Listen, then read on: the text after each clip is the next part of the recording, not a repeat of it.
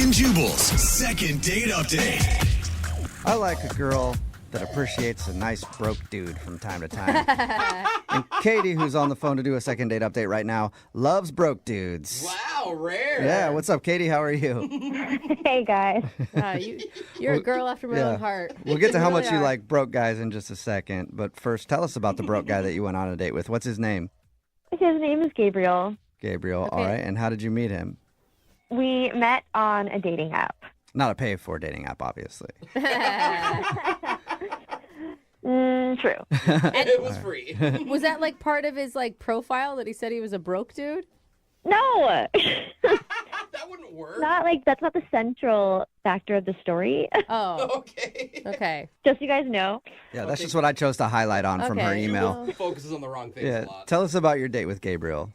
We had a great date. I mean, and honestly, like I've been on and off dating apps for the last year. Mm-hmm. Like a few, like Bumble, Tinder, OkCupid. I've really tried a lot. And some have been really bad, but some have been good. And Gabe, this one with him was actually one of the best I've ever had. I've Wow. never felt like I've met someone online and Wow. really, really, really like them. Oh, Yeah, that's so sweet. Yeah, and it sucks even more that you're not getting a call back now. Yeah. exactly. And that's why I wanted to talk to you guys.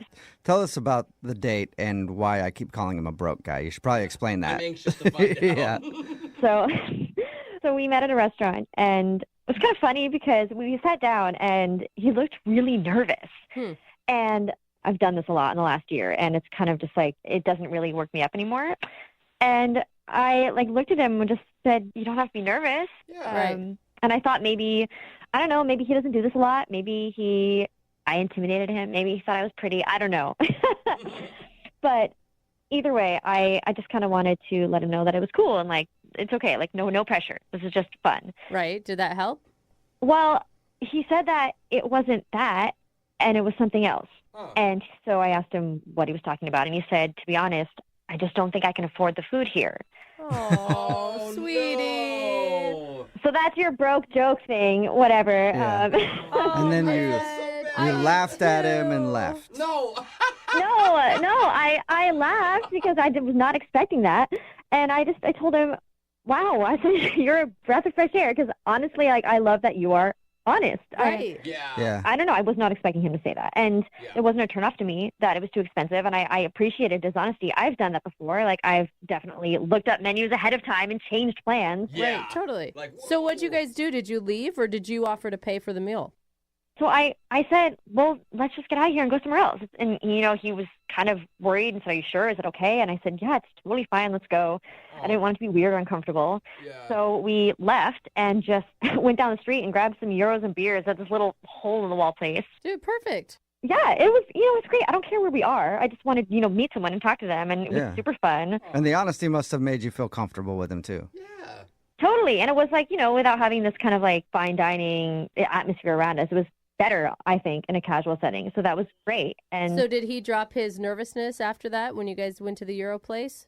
totally. And we talked, like, nothing felt like formal or surfacey or superficial. We talked about like a lot more, and I felt like we were really connecting. It was so refreshing. Okay. Oh and my gosh. You sound like you were so jaded before this man came along and he like renewed your spirit in like the hope for love, Yeah. Yes, I always have zero expectations. which is why you're never nervous because you got nothing to lose.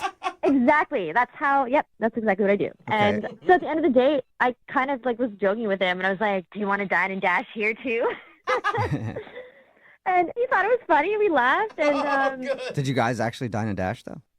no, we Oh, didn't. damn. We just, we ended the date normally. He gave me a hug, and I have not heard from him since, like, except for a text that night saying thanks for the date. Okay. And Okay. Wow. did what do you think went wrong? Why do you think he's not wanting to go out again?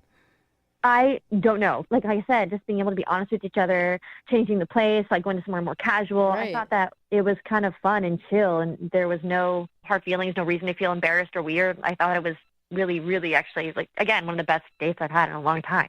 I think it's strange that he's not calling you back either. Yes. Because you sound awesome on the date. Totally. Thank you. I thought I was too. You're welcome. All right. Well, we'll try to figure it out. We'll play a song and then come back and call him and get your second date update, okay?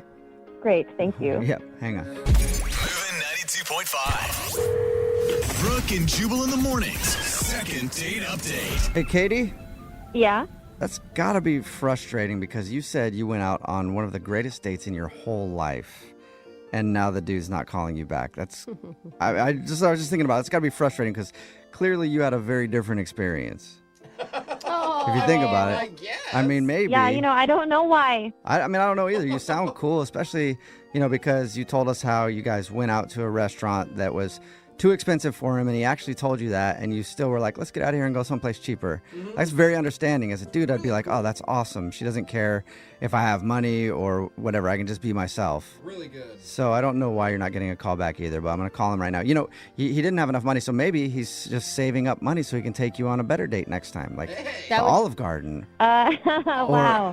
Maybe take you to the gas station, buy you a Voss water. Maybe he's saving up for a Voss water. That's the fancy one in a glass bottle, Hey, you guys joke, but that's actually really romantic. If that was the case, I absolutely think that you should go to the gas station with him. I would go to a gas station. I just want to see him again. All right. Well, I'm going to call him right now and see if we can figure out why he's not getting back to you, okay? Okay. Okay, here we go.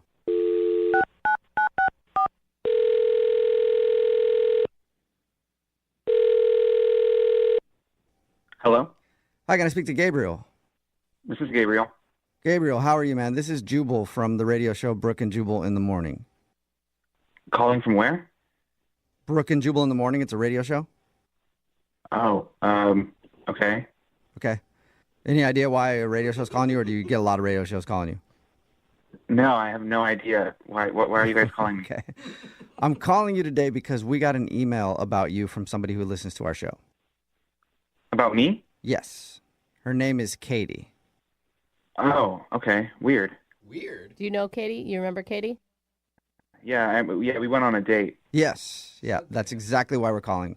We do a segment called the Second Date Update. That's where if you go out on a date with somebody and then end up not calling them back after, they can email us to get you on the phone and ask what happened. Slow down for a second. Why isn't she calling me? Why doesn't she just ask me herself?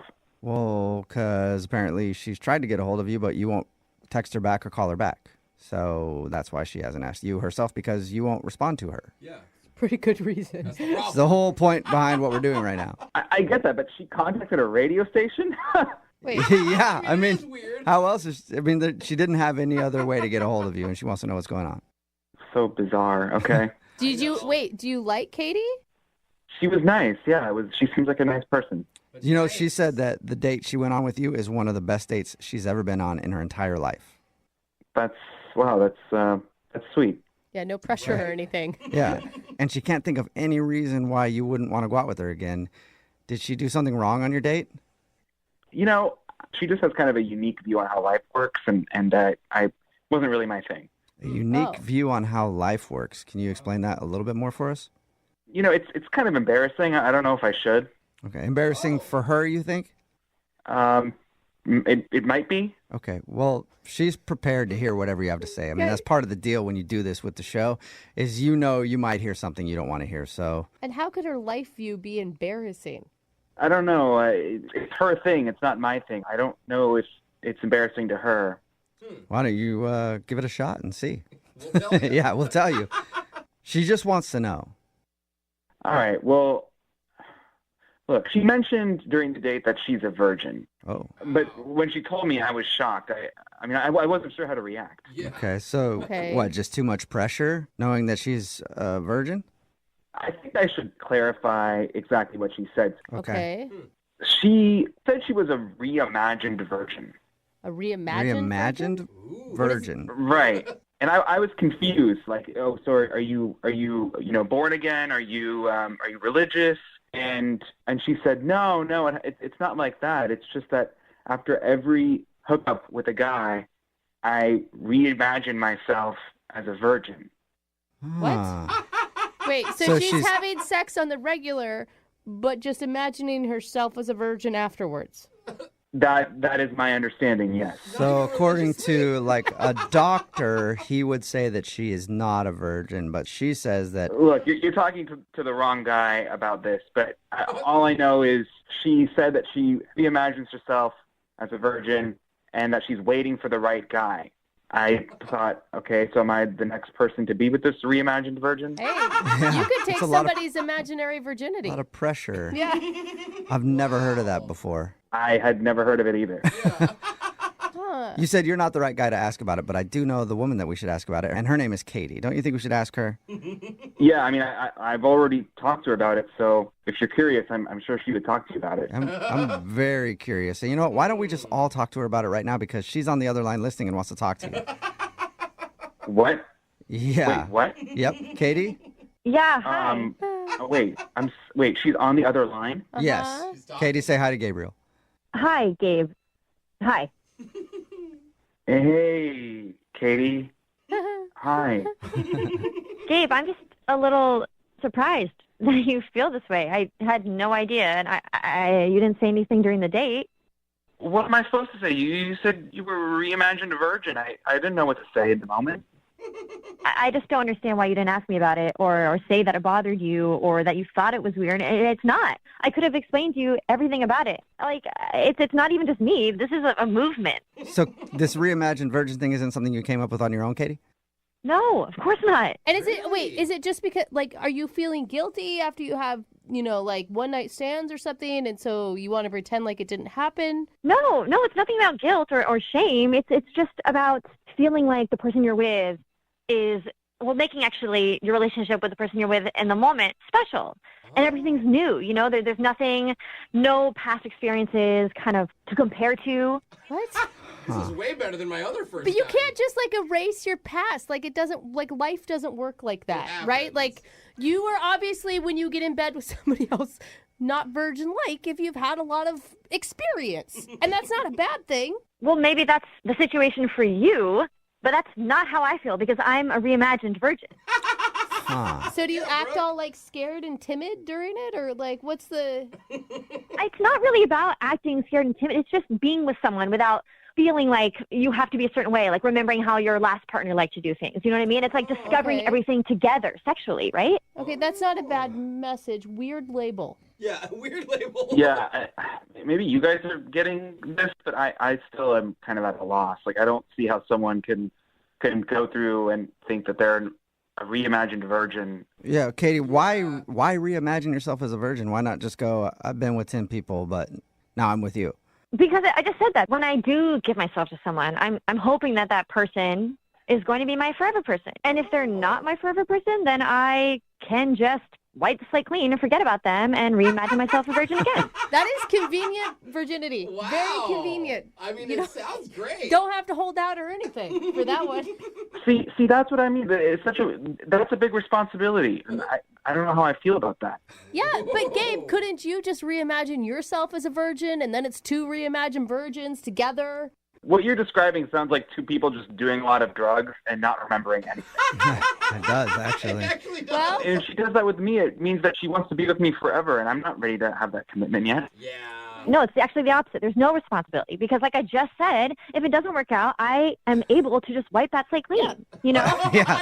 I do see the pluses, but it still sounds weird to me. Okay, well, maybe it sounds weird to you because you've never tried it. I haven't. I'm going to do that. yeah, I'm going to you- reimagine myself a virgin Your wife. right now, yeah. You should. There's no religious connection, no religious affiliations. Age doesn't matter. Anyone can do it. oh, Done. anyone. Number of people you've been with doesn't matter. Like, who cares the number, right? Done. I'm a virgin. Okay, you guys are laughing about this, but thousands of people are doing this, and it's not weird at all.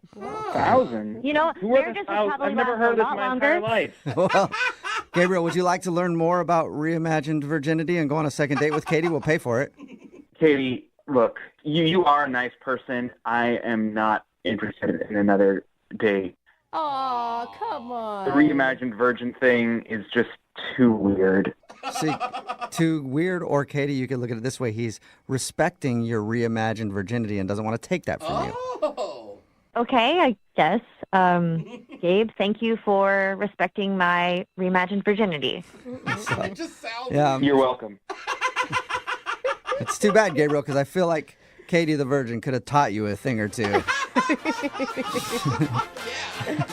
Brooke and Jubal in the morning. Text in at 78592 says, can I be a reimagined millionaire? Sure, you can imagine yourself anything, I guess.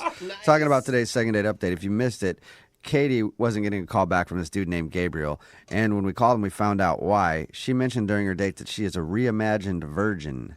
Never heard anything like that before, but she explained it to us.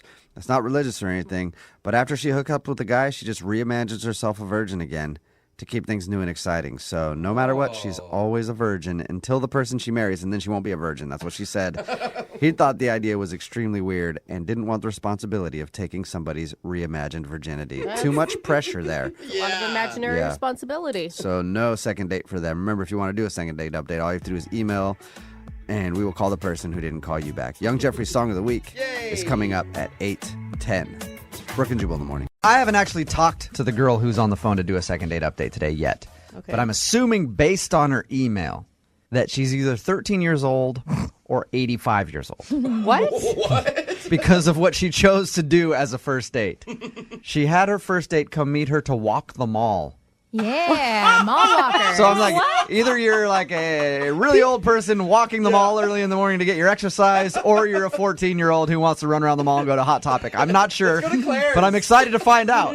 Tracy is on the phone. Tracy, how are you? Hey guys, how are you? Hey, What? good. What? She sounds like she's maybe in her 20s. How old are you, Tracy?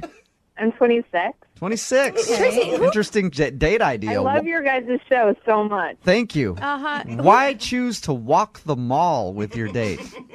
I actually thought it was a good idea because I'm kind of new to internet dating, and I thought he would be crazy. So I just figured there'd be a lot of people there. Yeah, public place, Oh, safe exercising. Like a picnic in the park may be a good idea, or going down to the Seattle Center and checking out the Space Needle. Yeah, your email said walk the mall. Do you mean like you showed up in like exercise clothes and we're actually power walking through the mall, or you're just going shopping together? What does that mean, Tracy? I just mean like, you know, get a coffee, like walk around, like people watch. I felt like there'd be a lot to talk about, you know, like, oh, look at that outfit, or like, look at that person, you know. Oh, so you're like talking crap about people on your first date. That's kind of fun, actually. Walk around and great. judge people. I think that's pretty cool. Sounds good to Jubal. Awesome. What's the guy's name that you want to call today? Clay. Okay. He's like really attractive. Like, seriously, Oh. so good looking. You're like, let's Okay. head on over to Victoria's Secret right away. He was just like really like hot, like as hot as his picture, maybe even hotter. I mean, just Okay. like Okay, awesome. Tracy, he we- didn't seem like a psycho. Okay. Was he nice? I mean, how was the conversation during your mall walking? He was so nice. Like, we actually had a really good time. And he even made fun of me a little bit for walking the mall, and that was good because I feel like it was an icebreaker. We really were having a great time, and in fact, we had so much fun that I thought, okay, you're totally not a psycho. Like, we should have lunch.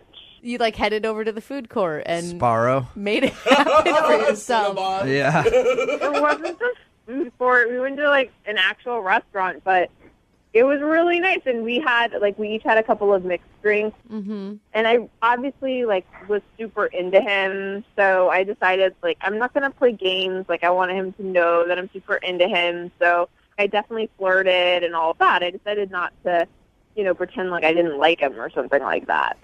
What did you do? Because Yeah. it sounds like you just were basically threw yourself on him and were like, I like you. I want to let you know. I'm going to hump your leg right now. So I just like was touching his arm and like all that silly, dumb stuff, like playing with my hair. And, Did you- like cleaning Yeah. it? Okay.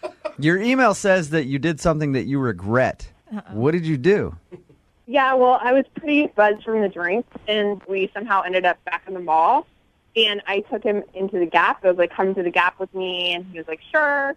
And so then I picked up this dress, and I said, I want you to come and help me, you know, try it on. I want you to tell me if it looks good or not on me. Did you invite him in the dressing room? Yeah. Oh, no. Oh, man. Come on. He was like, this is the best date ever. Well, I mean, it was a good date, but then I was worried that he was maybe getting a little bored. And so I kind of wanted to show him that I can be fun and spontaneous. So I started making out with him. Nice. Like in the changing room? Yeah. Awesome. Having worked in retail, this happens a lot. It does. I bet doesn't it does. Yeah. But Catch a usually lot of with people. 14-year-olds, right? Yeah. I don't know. I do it by myself whenever I'm trying on something. I have fun in there. But I figure it's private and it's my time to get ready and do things. And it's not awkward when you only see one pair of legs underneath Yeah. the door. And all kinds of moaning. Okay, so you made out with him in the changing room, and then I'm assuming he thought that was going to lead to more. Well, I kind of wanted to do something for him. So I did. What? What do you mean? Gosh, please say buy him a shirt. Like, like like we, Yeah, I think we know. Man, again. Tracy. I started off ripping on your date about walking around the mall. Now I wish right, I could go on a mall date. A mall date sounds amazing. Tracy. Okay, so I'm assuming that he was probably very thankful after all that went down. In a changing room? Yeah, well, after that, he told me that he had to pick his brother up from the airport. Oh, God. Yeah, That's convenient. like right after, too. yeah, because I was planned for dates. Okay. This plane's 5 hours early. Did you guys walk out of the mall together? Did he leave you in the Gap after all that, or? No, we walked out together, and he said he would call me the next day. Like, he was like, I had a good time, and, Yeah, he did. I'm sorry I have to go, but I'll call you tomorrow. Okay, and you haven't heard anything back from him. How many times have you tried to get a hold of him? He didn't call the next day, so that night I just texted him, like, a cute little text. Like, that was fun yesterday, right? Smiley face. But he didn't respond to that, so I've texted him 2 other times. Okay. Look, to be honest, if I went out with you and that happened on a date, I'm calling you back. Yeah, a lot of times. Jose, you calling her back? Oh, dude. Yeah. I'll see you tomorrow morning. I think every guy on the text board at 78592 would agree. You're getting a call back. So what do you think happened? Well, I honestly, like, I don't usually do something like that. Sure. That's what every girl says. But I really haven't. And the thing is I actually do like him is the thing. Because I think he does seem like a good guy. And I kind of think that he might have been weirded out that I did that. And I kind of don't blame him. Or maybe it just wasn't good for him. You know, sometimes you go in the dressing room, things don't fit or work out. I feel like it was, though. Yeah. Sounds like Trust me. Even if it's bad, it's good. So, all right, well, we're going to play a song, come back, call him, and get your second date update, all right? Yeah. All right, hang on. Moving 92.5. Brooke and Jubal in the mornings. Second date update. Let's just start off by recapping Tracy's date. Tracy, of course, is on the phone, and we're about to do a second date update for her. But let's recap her date real quick. She met a guy at the mall. They went out and had some food after walking around for a little bit, got a little bit drunk, then went back into the mall, ended up in the Gap in a dressing room where she did some stuff to him. Whoa. And she's not getting a call back. Yeah. Tracy, the only reason that I can think a guy wouldn't call you back after a date like that is he's probably dead. So Come on, are you going to be upset when we call and we find that out? Because that's the only reason I could think that a dude would not call you back after what you so graciously did to him in the dressing room at the Gap. Seriously. It was very nice of you. The thing is, I actually am kind of worried about him. Because Really? I do think it's weird that he didn't call back. I mean, why couldn't he just text back and say, I'm not interested or something? I mean, you haven't heard anything from him at all. No. And I do feel like, if it was reversed, I would just be like, I don't know. I would say something. I wouldn't just not say something. Okay. All right, we're about to call him up, see if we can get him on the phone and get your second date update. Now, Tracy, if he doesn't answer or if he doesn't want to see you again, don't worry. Every guy in our listening area right now definitely wants to meet you at the mall. So you've got a lot of options out there, okay? Including me. Yeah. Oh, God. All right, Tracy, you ready to go? Yeah. All right, here we go.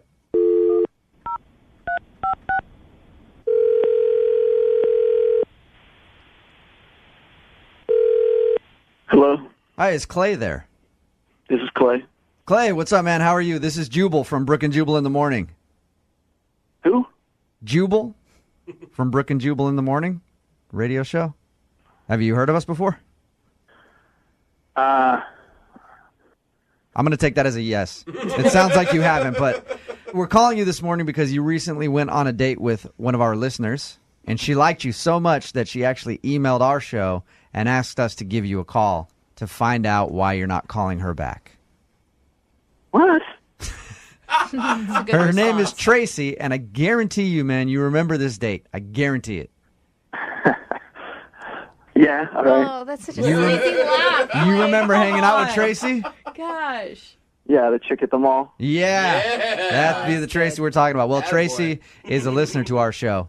Apparently, after that little encounter that you guys had, she's hit you up a couple times and asked to hang out, and you haven't responded. So Tracy wanted us to ask you if she did something wrong or if you're not interested because she liked you and would love to see you again. She obviously liked you. I mean, you know that. I don't know. She was cool. I'll definitely like text her again. It just hasn't been like the right time, you know.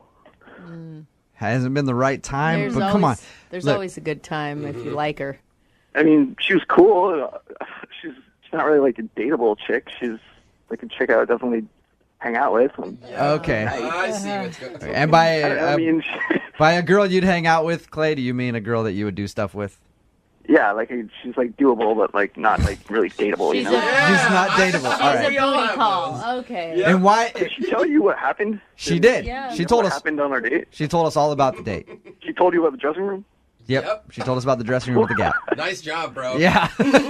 You're getting high fives from every dude that listens to our show. He didn't do anything. He just sat there. Come on. It doesn't happen that often, Brooke. It's like if you were to see a unicorn or somebody, you have a friend that actually encountered a unicorn, you're going to shake his hand and say, that's awesome. God, ladies. So you just feel like she's the kind of girl that you're just going to hook up with. Yeah. I mean, I'm sure I'll text her again. Like, I'll text her on like a Saturday night when I'm wasted. It's like the right time to hang out with her. All right. Do you feel guilty at all for like leading her on, Clay? Not really. Just tell her I'll call her. I mean, she wants me to call her. I'll call her. But Yeah, I don't think you were leading her on. You were planning on calling her, just not maybe at the time she wanted you to call her. Maybe at 2 o'clock after the bars close and you don't have any other options. That's when you were thinking of calling her, but you didn't lie. Like, she was super aggressive, man. It wasn't me. She was like all over me. If that's what she wants from me, then I'll give it to her when the time's right. I have to say something because I'm not a booty call. Yeah, Clay, that's Tracy. She's actually been on the other line listening this whole time. Yeah, maybe you could have mentioned that, huh? Yeah. Sorry about that, but I forgot, like, just like how you forgot to call her back, I forgot to mention that she was on the other line. I don't even understand why you couldn't just text back and be, say something. Because, I mean, I think that would I was going to totally text you back. I've been busy. I told you my brother was in town. I've been having to do, like, family stuff. I was going to text you. I've just been busy. Yeah, in the middle of the night as a booty call? I don't mean that. I didn't mean that. I didn't know you were on the phone. Yeah. I didn't mean that. I didn't know I wouldn't have said it if I knew you were on the other line. Clay, if that's how you feel, just be straight with her. Be 100%. No, you guys set me up. I was just trying to play along and, like, be cool on the radio. You guys, like, put words in my mouth or whatever. You're clearly an ass. Like this. I'm really not an ass. I really do like you, and I really was going to call you. Like, you can't, like, You make really this, like me? You just said that I was a booty call and that I was doable, but not dateable. I didn't say you were a booty call. They said you were a booty call. I just was just like going along with what they wanted. Like, I was trying to show up on the radio. I didn't mean that. Clay, you did say she was doable and not dateable. Yeah. Well, from that one experience, I don't know, but I was going to date her again. Clay. You mean you were going to do her again is what you mean. What is your problem, dude? I just feel like really degraded, I mean, I understand that you, like, might think some things because I did that, but I just feel like you could have just said that to me. Well, this is a weird situation. I mean, obviously I didn't mean anything I just said. Like, you shouldn't, like, take that for what it is. I was just trying to be cool on the radio. Like, I want to date you, and I do like you. God, you're such a liar. So now you want to go out on a date? Like, you want to go out on a date all of a sudden? Yeah, I want to go on a date. I always wanted to go on a date. I told you I was going to call you. Like I said, my brother was in town. Like, why didn't you just text me back and say I was busy? Why did you ignore the text? I don't even remember getting the text, to be honest with you. What? Tracy, do not believe any of this. Are you really honestly falling for this right now? Tracy, you know how it works. Sometimes you meet someone and you go on a date. You don't want to call them back. You don't want to seem too eager. So maybe that's what Clay was doing. He didn't want to seem like he was like all sprung and trying to get at you right away. Like he wanted to give it a couple days. Yeah, until right, Saturday Clay? night until he was Is that what you're doing, Clay? Oh my God! No, I knew I had to get back to her. I just hadn't got around to it. I'm trying to help you out, man. I'm not an idiot. Like, I know what's going on. I know he's like kind of maybe a jerk, but I do want to hear him out. You mean that's all I want. Okay, then. How about we send you guys out on a second date? Come on. We will pay for it. A thing to you guys, like, I know it seems weird, but I do kind of want to go out with him again. He must be hot. He is really hot. Oh, hey. You guys can go for another mall trip. You might be banned from the Gap, but, American Eagle's always available. We're definitely not going anywhere near a mall. I'm not going near a mall.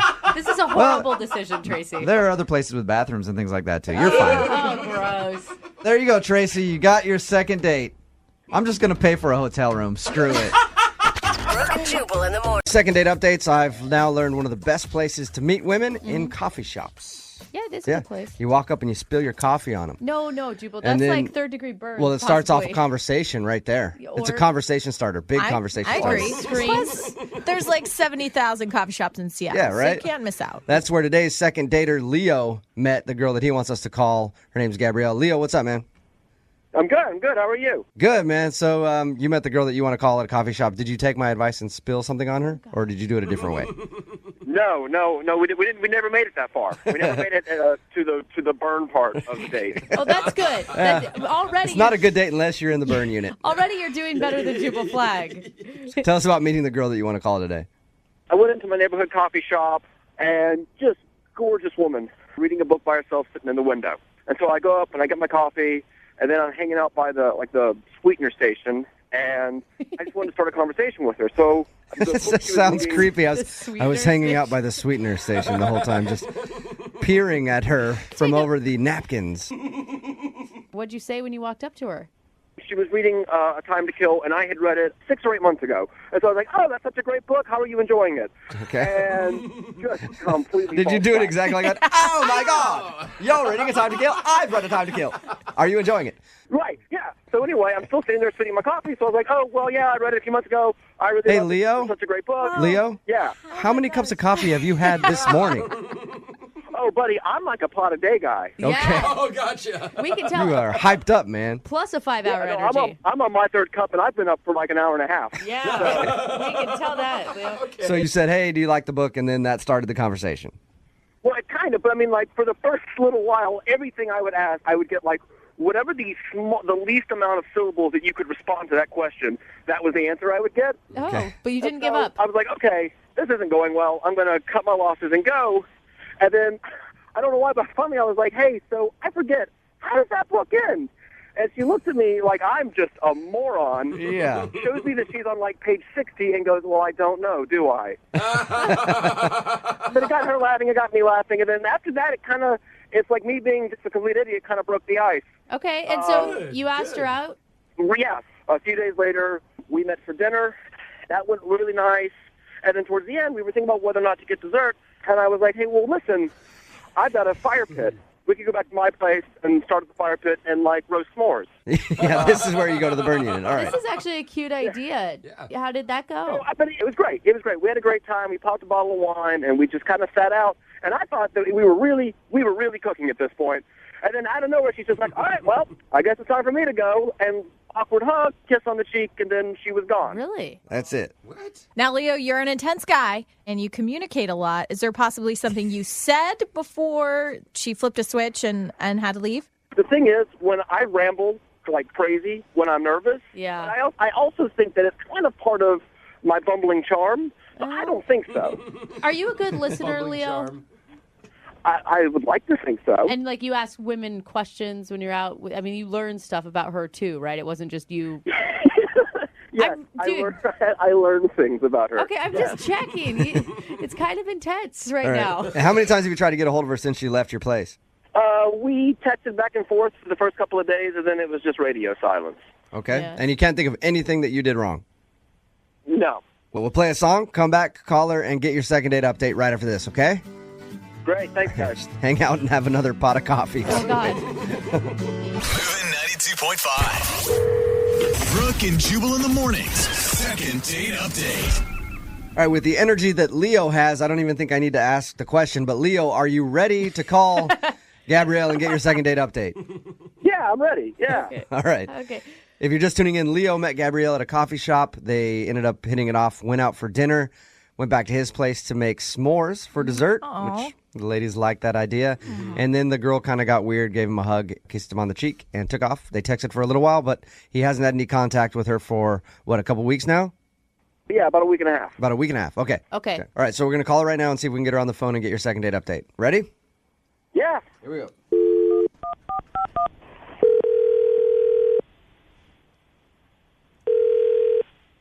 Hello, Hi, can I speak to Gabrielle, please? this is she. Who's Hey, This is Jubal from Brooke and Jubal in the morning. I'm moving 92.5. How are you? Who's that? Jubal from Brooke and Jubal in the morning. I'm moving 92.5. Oh my God, I'm pretty sure your voice just cracked. We did. Hi, I'm sorry. Did I win something? I'm just kind of confused. No. No, you didn't win anything. Well, I guess you could have won something. Find out in a second. Okay. I'm calling you because you recently went on a date with a guy named Leo. Yeah. Yeah. Leo is a big listener to the show.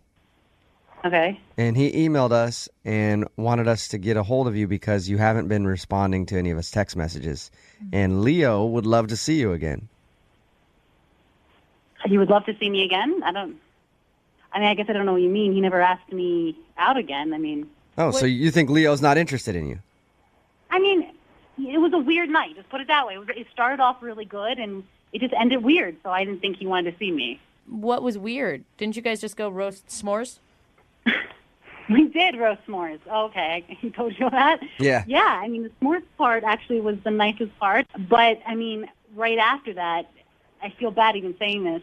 But, he shows me this video, like this presentation, I guess, for, like, these seaweed nutritional supplements. Oh, no. Seaweed-based, and I was really confused by why he was showing me that. And then he kept on telling me that he thought I would be a really good salesperson, and then I have a lot of friends that would be really good at selling seaweed products. He's trying to So you think that he wasn't interested in you in a romantic sense, but he just wanted to try to sell you on his seaweed product? On the pyramid scheme? Exactly, on a seaweed supplement. And I got a little freaked out. I'm not going to lie. It was weird. Honestly, your energy sounds like you match Leo pretty well. And the truth is, that's what I loved about him. I've dated a lot of guys. His energy it's literally like he drinks 10 cups of coffee. I felt like that's so I'm the same way. I think that's because he does. When he said to me, I want you to heal the world with seaweed. Oh, God. And I got a little Okay. I don't remember the heal the world part just exactly. I don't know. Hey, Gabrielle, Leo is actually on the phone right now and heard everything you just said. Leo? Oh, my God. What is this? Sorry about that. I actually thought we had something really good going into seaweed. At the heart of it, I'm a salesman, and that's how I make my living. And it's like, you can ask any of my friends. I ask everybody. This is the thing I do. If you'd be interested, I would love to get you interested in it. It's what I do. Always be closing. Always be closing, right? ABCs. Even on your dates, Leo. Always be closing. So, Leo, you could see how you trying to sell her on your health food, whatever it is, could lead her to think that you're not interested in her, though, right? Look, I just really think that you should step back and just think about the overall benefits to your health, to your sleep cycle, to your hair, your skin. These things are all documented. Leo, going in the wrong direction here. Like, do you guys see what I mean now? Like, what do I say to this guy? I think what you need to say is, where do I sign up? It sounds great to me. I think you need to put up a no solicitation sign on your freaking chest. I can see we're making it like the very last part of the evening. It makes it feel like that's what we've been building towards. But it's just like we had gone inside. That's where the video is. And if you have an interest, I have an interest. This is what I do. Like, I would like to say, Leo, tell her what you wanted the last impression to be of the night. Tell her what you were hoping for. If you're really not trying to sell her on anything. We had a really lovely time. We had great conversation. We sat out under the stars. I think the entire night was a smashing success. I feel like I'm getting pointed at because of the order of the events. Leo, you're a really nice guy. I want you to understand that I like who you are, but I honestly felt that you were trying to make me a salesperson to sell your seaweed, and I don't believe in selling seaweed to people and stealing their money and whatever that is. So that's my whole thing with you. Like, I will not sell seaweed, and you're being a sea weirdo, and I just kind of think that we should stop it right now. Look, listen. If you can be happy with how my skin glistens, I don't care how it got that way. I'm fine with it. I would love for you to give me a second chance, and if I need to leave the samples in the trunk, that's a thing that I'm totally fine with. What do I have to do? What do I have to do right now to get you into a second chance? Huh? Who do I need to talk to? Do I need to cut the interest rate down? What can I do to get you into a second date right now? What am I doing to you third date? Hey, you got to give him something. He must be good at his job. Yeah, seriously. Look, the second date can be on consignment. You owe me nothing up front. Gabrielle, would you like to go out on a second date with Leo? We will pay for it. You promise me you won't talk to me about seaweed or anything dealing with nutritional supplements ever again, I will go out on another date with you. I feel like you guys are a good match besides the seaweed issue. We're both crazy, I guess. Yeah, you sound a little nuts. I'm not going to lie. There And you- I kind of like it. Congratulations, Leo. You got your second date. Hey, thanks. Hey, Jubal, while I've got you on the phone, have you ever thought about the No, I have not. Places to meet women are. Another one that you may have not thought of, the art gallery. You've met a woman at the art gallery. Yes, I have. Were they finger paintings at your house? You hang out there, and then you impress them with your knowledge of art. Like you walk up to them and you go, hey, that's a nice painting right there. It's almost as nice as the Mona Lisa, which was painted by Leonardo DiCaprio. I don't know if you know that. And it was Or the statue of David. Sorry. Isn't the Mona Lisa a beautiful painting? Okay, maybe I've never met a girl at an art gallery before, but Ethan sure has. Ethan, how are you?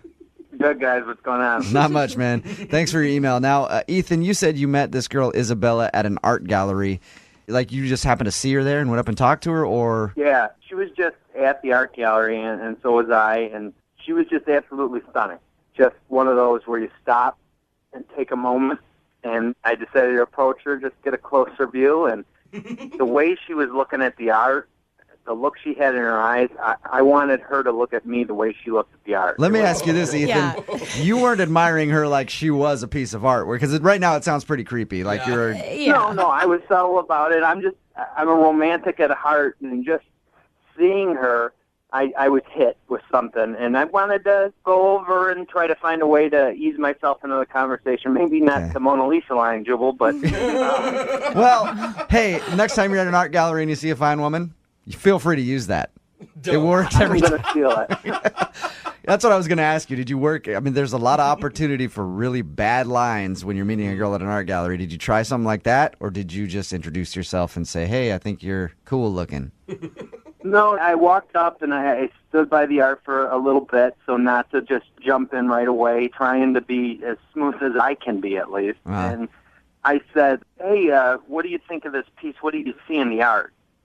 And her answer just, again, struck me. She said, it's not what you see when you look at the art, it's what you feel.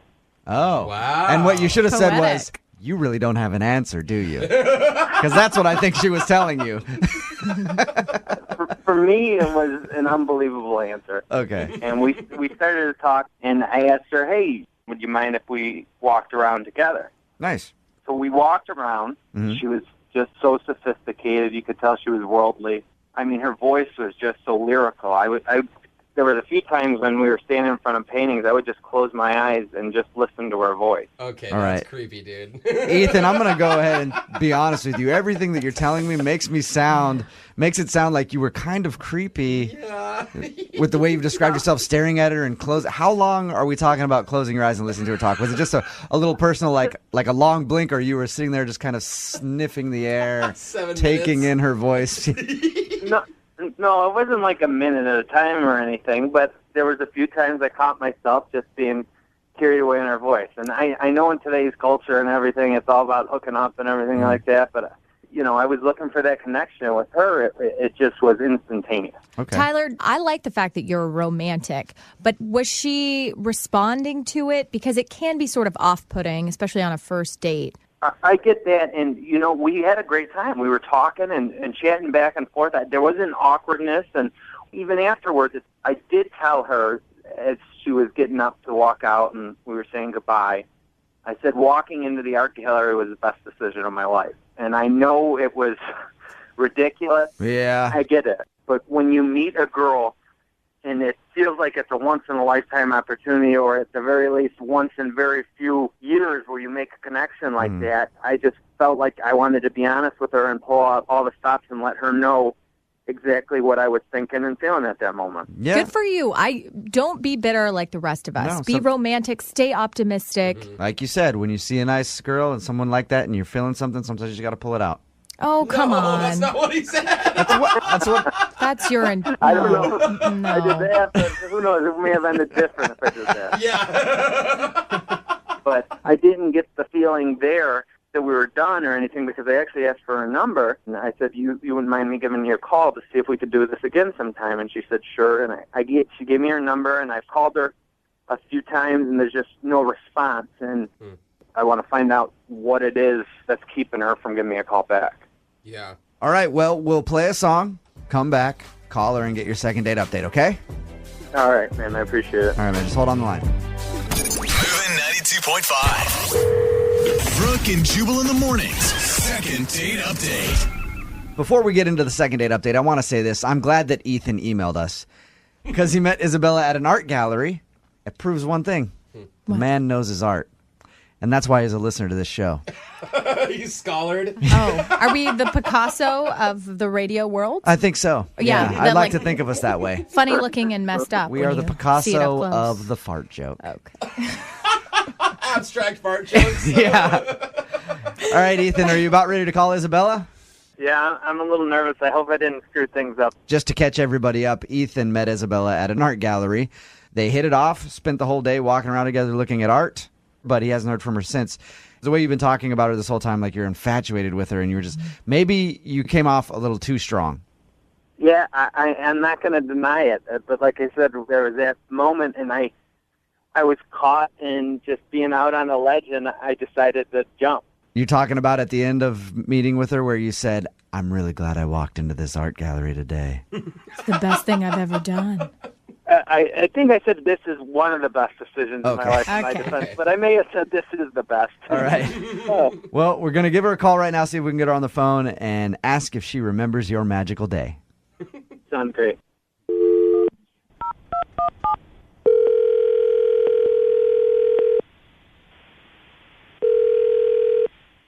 Hello? Hi, can I speak to Isabella, please? Yes, speaking. How are you? I'm good. Who is this?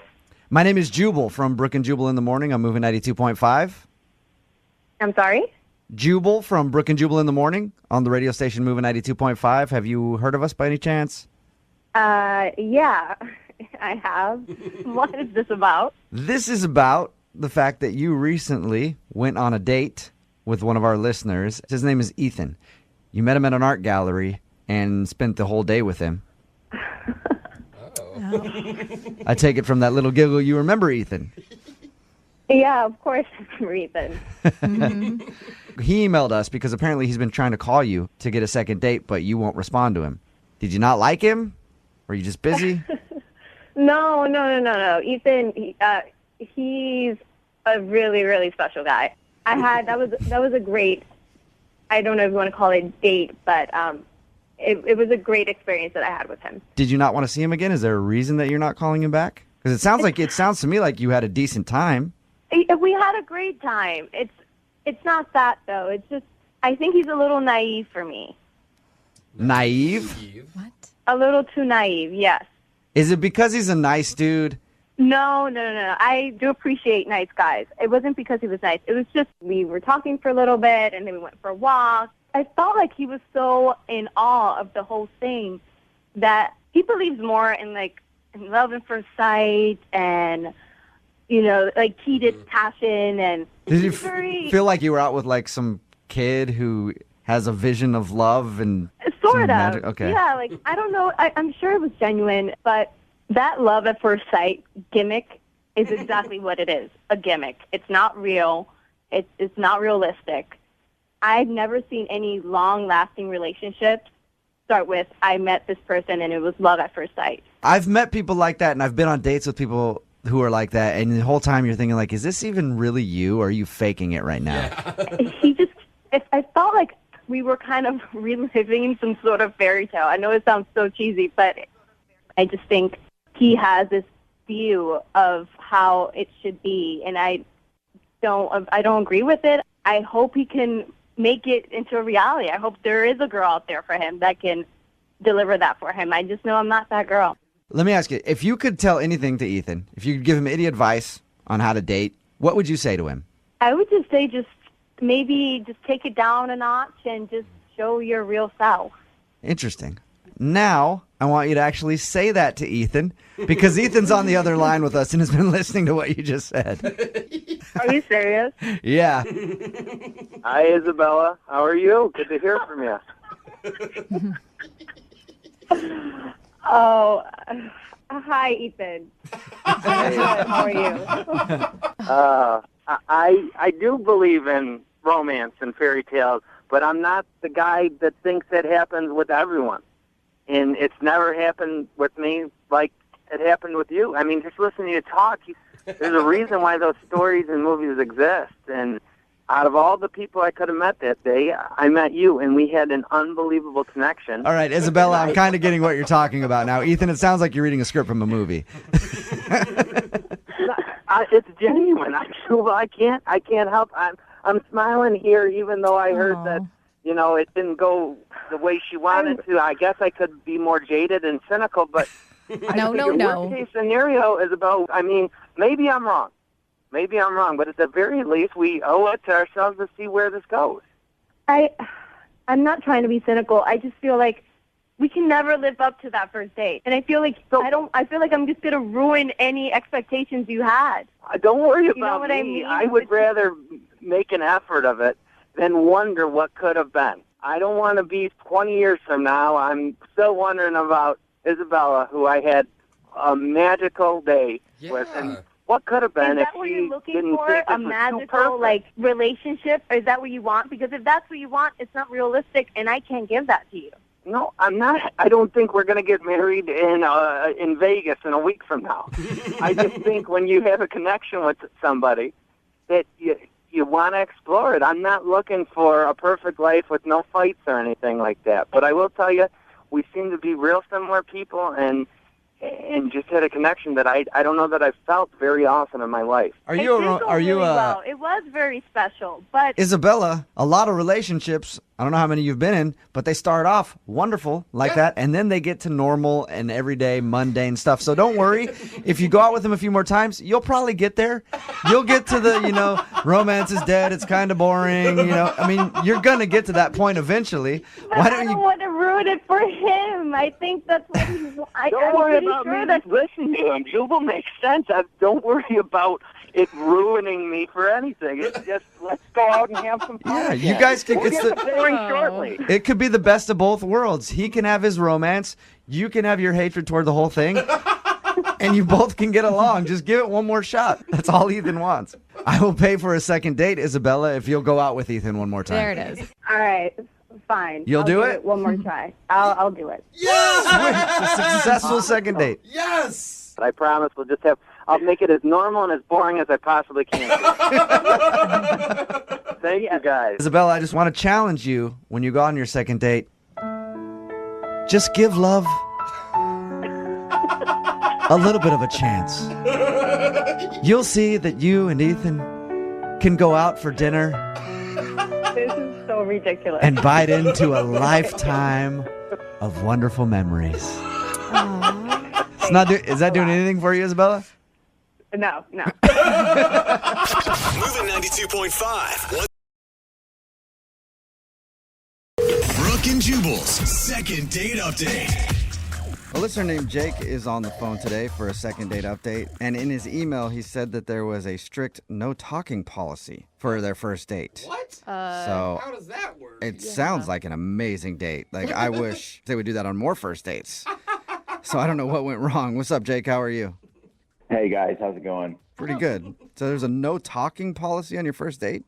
Yeah, I mean, it's partially because it was like bad research, on my part, but it ended up being kind of cool. So hear me out. Okay. Before we get into that, what's her name, by the way? Kelly. Kelly. all right. Kelly's not like a mute, and this phone call is going to go not very well because she won't be able to talk to us either, right? Oh, she can talk, but she's not talking to me. I mean, I wish she could talk. That's why I'm coming to you guys. Yeah, okay. good So hopefully point. we can get her to talk to you again. Tell us about how you met her. We met online, Okay. and you hit it off right away. And what was really popped out to me is like she liked music. She liked to see live music and stuff like that. So I thought, oh, this would be great. Okay, that's awesome. I mean, are you the one that initiated the date? Yeah, I asked her, and then she agreed to a first date. Sweet. And what were you feeling when you were arriving at the date for the first time? I mean, I was really excited. I think she was going to love it. I picked this jazz club that had this jazz band playing. Cool. That I thought would be really cool. I know she's going to like it because she likes live music, and I've never been to this jazz club before, so it was going to be kind of a new experience for me as well. So, I mean, win-win. Okay. Do you both like jazz? Yeah, that was the other thing that was on her profile, that she liked jazz music. So she was 70, right? You're dating a 70-year-old? Definitely not. Okay. Okay, and how did it all start? I mean, what was it like between you two in person? Seeing her in person, she, absolutely stunning. I was so excited. And when we got in, I had this table set aside. It was like really close to the band, so we like get the whole experience. And we sit down, we order our drinks, and we start talking, and I'm getting these dirty looks from people around me. And even one person like shushes me from behind. And I actually look, there's a card on the table that says no talking during play. So they had this policy where, and they enforced it, where you couldn't talk while the band was playing. That's intense. Yeah. And I was like, oh no, I just invited this girl to this first date and we can't even talk to each other. Like I said, that sounds fabulous, but I don't think most people would like that. I started to freak out a little bit, but we get our drinks and there was cocktail napkins. And so she started writing questions on the cocktail napkin. And I would answer them. That's really cute. It's like high school math class all over again, passing notes back and forth. Yeah, and it actually worked, and we went back and forth, and we ended up filling up both sides, all quarters of this cocktail napkin, every little inch with questions and answers. And it was a little awkward because there was some times I couldn't really read her handwriting. But, that happens at a bar anyway. If it's really loud, you can't always hear the person, but you sometimes answer just in case. Right. Right, totally. Did it go well? I mean, were you guys hitting it off based on your written conversation? Yeah, we were, and it was interesting because it was like talking online, only in person. So you could see her reactions to reading what you were writing, and it was really cool. And the music was great, and we had a great time. Nice. Afterwards, we were like, let's do this more. And so I invited her over to my place so we could actually talk, and she agreed. Oh, that's cool. So, I mean, you guys learned enough about each other via cocktail napkins to feel comfortable enough to go back to your place. Yeah. Did you guys kiss at the end of the night? It was like one of those little pecks. It wasn't like a real intimate thing, That's interesting that you would go back to your place and not make out a little bit. Yeah, I mean, it was kind of weird. When she was there at my place, it was a little awkward. I couldn't really figure out why. It's just the energy wasn't right. I was actually thinking of maybe we should just break out some more napkins and just write on them and just keep that vibe going for the night. Maybe she liked your penmanship more than the way you actually speak. Who knows? Maybe. All right. Maybe. Have you tried to ask her out again? Yeah, sure. And it's never worked out timing-wise for us to schedule something. And I think that she's kind of avoiding it. Well, we'll play a song and then come back and call her and get your second date update, okay? Okay. And before I just want to let you know that, no matter how this works out, I actually kind of kept the napkin. If anything that happens from this, it's just a really cool memento to have about a night that was really cool. Yeah, for your scrapbooking, I guess. All right. That's sweet. We'll get your second date update right after this. Hang on. Moving 92.5. Brooke and Jubal in the mornings. Second date update. Right in the middle of a second date update. And if you're just joining us, Jake is on the phone and he wants to call a girl named Kelly. They went out to a jazz club for their first date, but I guess it was kind of awkward because they had a strict no talking policy. So they spent most of the evening writing notes to each other back and forth on cocktail napkins. They did go back to his place after, talked a little bit. He got a peck on the lips and then she left, and she's definitely been blowing him off. Jake, I think maybe part of the reason that you're not getting a call back is because you're too much of a rule follower. Whoa. Maybe. I tried to do everything, No, but I mean, you go to that place with a no talking policy and then you listen to their rules like a bad boy, the kind of girl that guys like, or the kind of guy that girls like, would have saw that rule and instantly just jumped up on stage, grabbed a trumpet and pulled his pants down, started playing it with his butt. That's the type of bad dude that ladies like, Yeah, the butt trumpets get us every time. Disrupt the jazz club with their butt, and that's why I think you're not getting a call back. I kind of envy the people that can do that. I don't know about playing with my butt. But Yeah, that's a true talent, though, Jake. I mean, if she loves music. Yeah. Oh, man. We'll get her on the phone in a second and find out if that's the reason. But I'm guessing that probably is it. Totally. Yeah. yeah, maybe that has never crossed my mind though. Yeah, I don't think it's crossed most people's mind. I actually feel bad for you, man. Like, you kept the cocktail napkin because you wanted it to be a love memento. You obviously saw this going somewhere. Absolutely. I think it's something cool to have that, like, this is our first date, you know? Totally. Well, I hope it goes well for you. I do. I hope so too. Yeah. Thank you. If it doesn't, always take up playing the trumpet with your butt, and then your next dates will always be successful. All right. I'm going to dial her phone number right now, okay?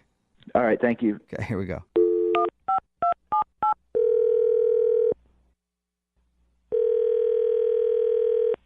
Hello?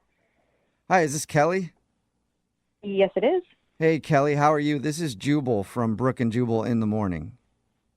Okay. I'm good. What's going on with you? Not much, just doing a radio show and thought we'd call you. I'm sorry, I'm confused. You said you're with a radio show, and what do you need? Yes, Brooke and Jubal in the morning, that's the name of the show. And we do a segment on our show called the Second Date Update. That's where if you go out on a date with somebody and then end up blowing them off after that date, they can email us to get you on the phone and find out what happened. So we got an email about you from one of our listeners. No, you didn't. Yeah, huh? We did. From who? His name is Jake. Oh, him? Yes, him. The dude you went to like a jazz club with? Yeah. Yeah. He emailed us, told us that he really liked going out with you, told us about your date, and he also said that it seems like you don't want to go out with him again, so he wants to know why. Okay, you said it seems like I don't want to go out with him again. I'm going to clarify and say that I don't want to go out with him again. Oh, that's a strong sentiment. Okay. Can you tell us why? You know, it was just a really disappointing night. I was really optimistic. Were you hoping he would have played a trumpet with his butt? What? Oh, shit, that doesn't make any sense to He her. has no idea what that means. Yeah, don't worry about that comment. Anyway, why was it disappointing? Okay, I don't know what you guys know, but we went to a jazz bar, and Yeah, he told us that. He said you guys couldn't talk because there was like a no talking policy, so you wrote notes. And he thought that that actually was a good thing. Like you guys bonded over that and thought it was funny and stuff. totally. It was, I mean, that was really fun. It was really cute. And then, you know, I was feeling good about the night, about him. And then we went back to his place, and he made me a drink, and then he wanted to give me a grand tour of his place. Uh-oh. Does he have something creepy in his house? We've heard that a lot on these second date updates. So, I mean, he kind of took me around to, like, the normal stuff, you know, like the kitchen, living room, whatever, showing me the place. And then we went into this one room, and there were glowing sticker stars on the ceiling, and there were trophies on the wall, and there were bunk beds. And I thought, oh, my God, like, do you have a kid? Right. And he said no, and started laughing and said that it was his room and that him and his roommate sleep in bunk beds because they want to save money because rent is expensive. And it's not only him and his roommate in the bunk bed, but the whole apartment, which is a one-bedroom, by the way, houses 4 people. What? And some of the other people are sleeping on, like, a pull-out couch or on an air mattress because they all want to save money. Well, I mean, you kind of got to understand that. Like, rent is insane. That seems pretty extreme, but... Right. I mean, like, I'm all about, you know, finding ways to save your money, but I don't know if this is the right fit for me. You're not trying to date a dude with bunk beds that stares at glowing stars on his ceiling? And, oh, this is the other thing, is that he said, oh, well, my roommates aren't going to be back for another hour, so we can do stuff. Did he mean, like, obviously you think he was implying sexual stuff? I mean, most likely, but... Who knows? He's got bunk beds and stars on his ceilings. He might have meant Legos. He might have bought a new Lego city or something you guys could have built. Yeah. I mean, it's just not the type of man that I see myself dating, because this apparently is a man-child, 12-year-old bedroom. How do you know? I mean, okay, the stars are one thing, but what if he's just really good with money and he's budgeting and he's saving for something? Like, I don't know. I feel like you're passing a lot of judgment. I mean, I have priorities, and I think dating someone who's sleeping on a bunk bed with his roommate underneath, like, I'm not really trying to spend the night over there. Yeah. So, but He don't could be you a have secret millionaire. Yeah. I mean, You know? Jubal's right. Like, don't you have a place that you can bring him back to? Sure, but I also like going to other places. Like, like all the other men I've dated at least have their own room, let alone their own bed. Well, he has his own bed. It's just on top of another. Yeah, bed. it's just. Yeah, it's on top of his buddy's bed. Yeah, I'm not into it, so I don't really know what else to tell you. Well, Yeah. I think you told us everything you need to tell us. I do need to tell you something, though. Jake is actually on the other line listening and wants to talk to you. No, he's not. Yep, he is. Jake, you there? Yeah. Hey, I don't get it. Hi. Are you serious? Like, are you judging me for? Dude. I Sorry. want to save money. I live in this bachelor pad with roommates. It's how we, get by. Yo, I don't know if I would call this a bachelor pad. Your bunk bed has a slide. Dude, that's kind of awesome. Sorry to interrupt, but. Yeah, it's totally awesome. You didn't even go down it once. Just because we're older doesn't mean that we can't have fun in our own room. Jake, that's a kid thing. They have those bunk beds with slides. As an adult man, you should have a more appropriate bed. Well, I mean, if you need me to take the slide off, I totally can. It's easy. It's just plastic. Yeah, that's not what I meant. The bunk bed is a really great idea. We can stay in one room. Past girlfriends I've had actually like it because it, we actually have to sleep closer and cuddle. You know what I mean? And it's been really great. Yeah, cuddling with you, me, and then your roommate below us. But my roommate is a really heavy sleeper. He won't wake up for anything. Yeah. You can go up and down that slide all night long. He won't even know. I didn't even talk to you when I was there about the whole star thing on your ceiling. Like, what is that even for? I'm on the top bunk. It helps me read at night. What do you mean it helps you read? Yeah, it glows for the first hour after I turn off the lights, and I can still read. Those are not Wow. bright enough to read by. Nice try, though. That was a good try. Okay, so what? I think they're cool looking. Yeah, there we go. Yeah. There's the answer.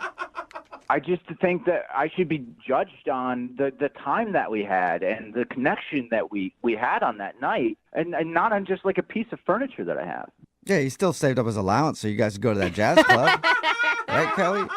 I mean, you've got to understand from her point of view. I don't think it's necessarily just about the furniture. It's that, you're sharing a room with the dude still. Here's the thing. I've been saving a lot of money doing this, Yeah. and I have goals what to do with that money. I'm actually going to buy a condo in the next 5 years. So there you go, Kelly. He's not going to permanently be living in that bunk bed. I mean, the bunk bed might go to the condo, but who knows? But, So, Jake, you're telling me that I should trust you because you're saving money to buy a condo that maybe you'll get in 5 years. Exactly. It's going to be a really nice condo, too. How many roommates will you have in your condo?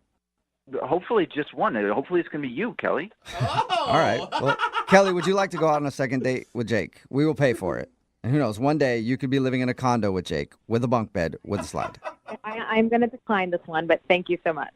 Are you sure? Not even a second chance? There are some things that I prioritize in my dating life, and bunk beds is not one of them. Okay. I guess I don't want to go out with someone who's going to just judge me for the furniture I have in my house. Sorry, I'm judging you, and honestly, I think that the rest of the girls that you're going to meet in the rest of your life are going to judge you as well, and that's just kind of how it is. Ouch! Burn! Sorry, Jake. No second date. But hey, one day you'll have that condo. And I will. Yeah, you will. And when you get that condo, ditch the bunk bed, all right? I guess note taken. Go with the race car bed for that one. It's your own bed. That's what I'm talking about. Brooke and Jubal in the morning. Text in at 78592 says, I'm 40 years old and I would love to have a slide on my bed that I can actually use. She needs to stop being so stuck up. It's Brooke and Jubal in the morning.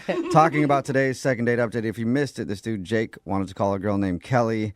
She wasn't calling him back because apparently he has like a kid's bed. Yeah. In a kid's bedroom, bunk bed with a slide and everything else. He tried to explain that he has 3 roommates and they sleep on bunk beds in order to save money.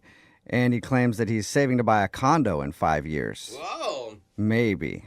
Sounds more just like he enjoys kicking it with his friends in his place and sliding down a slide from his bunk bed and looking at the little stars that he's stuck on the ceiling. It's amazing how many people are hating on her.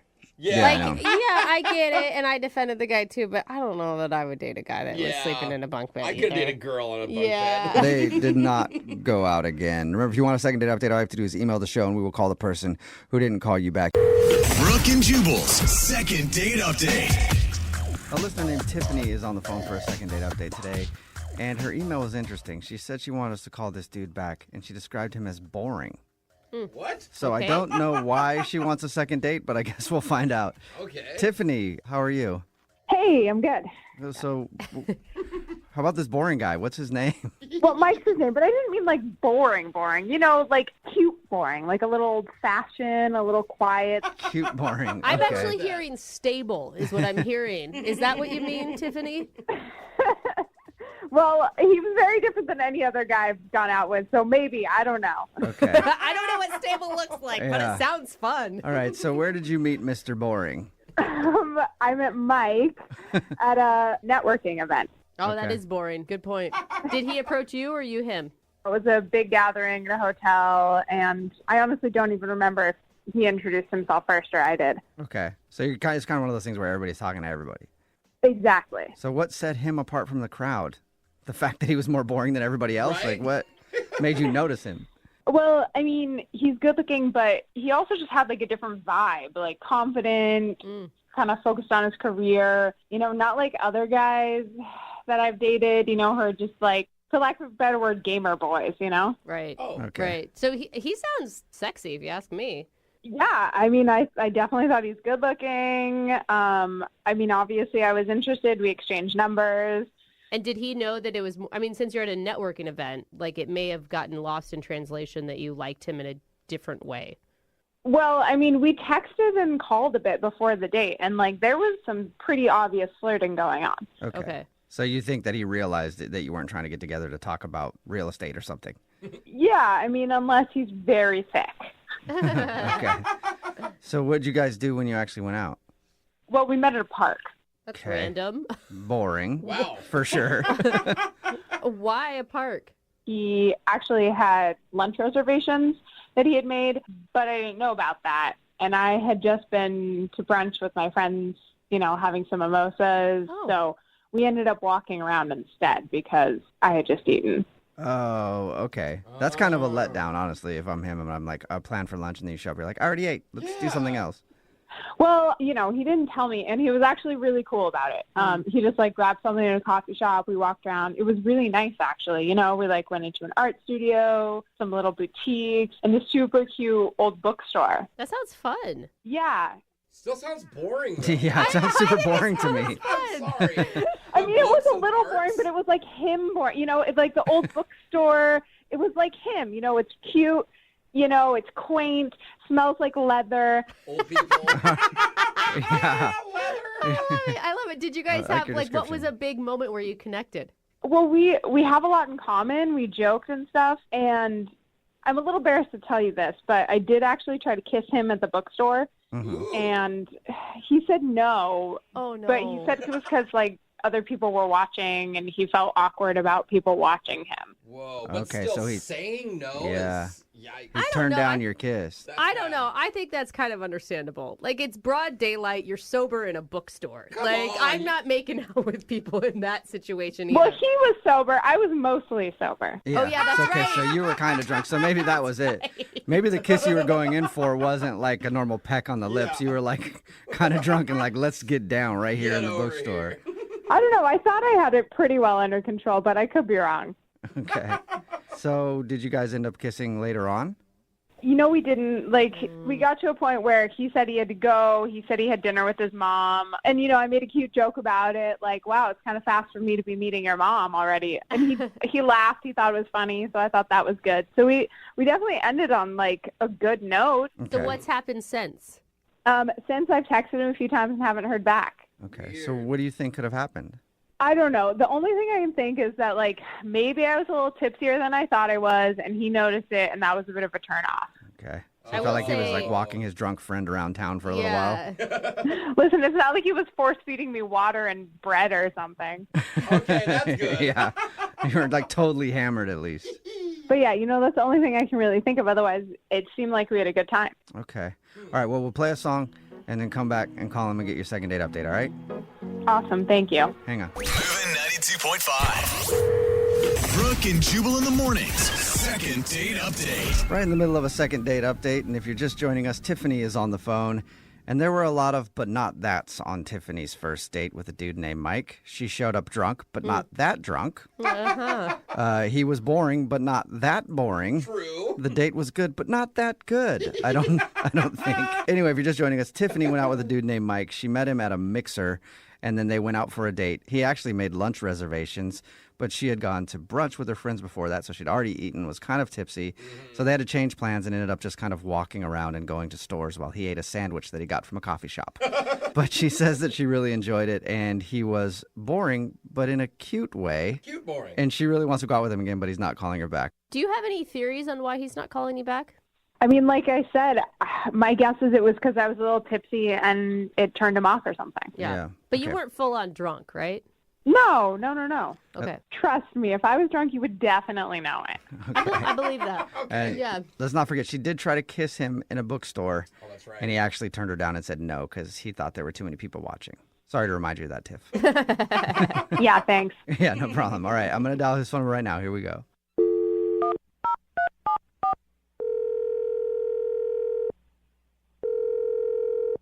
Hello, Hi, may I speak to Mike, please?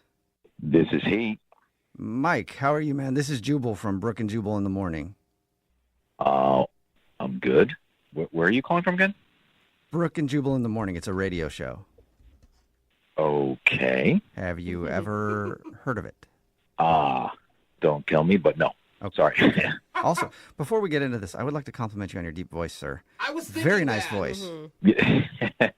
Thank you very much. Yeah, We're no in a problem. voice industry. Yeah. It's very satisfactory, though. Like, Yeah. Satisfying is what I mean. It's very satisfying. Okay. Did I win something? No, I'm calling you today, Mike, because we do a segment on this show called the Second Date Update. That's where if you go out on a date with somebody and then end up not calling them back after, they can email us to get you on the phone to try to figure out what happened.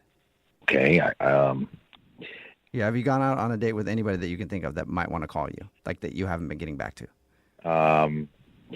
Now that I think of it, potentially, is this, oh my God, Tiffany? Yes, congratulations, you got it right. Oh, God. Yeah. Sounds like you've been trying to forget Tiffany. Tiffany emailed us and told us a little bit about your date. She also right. said that you're not texting or calling her back, and she wants to know why. Well, I mean, is this on the radio? It will be, yeah. Why? Are you going to say something inappropriate or mean? Like, it sounds No, like your date was pretty tame.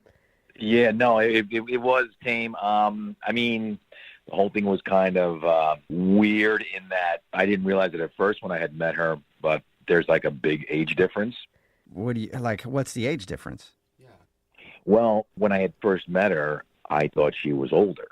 Okay. I mean, she looks like she's in her mid-30s, actually, but... What? Hello? Yeah, so keep going.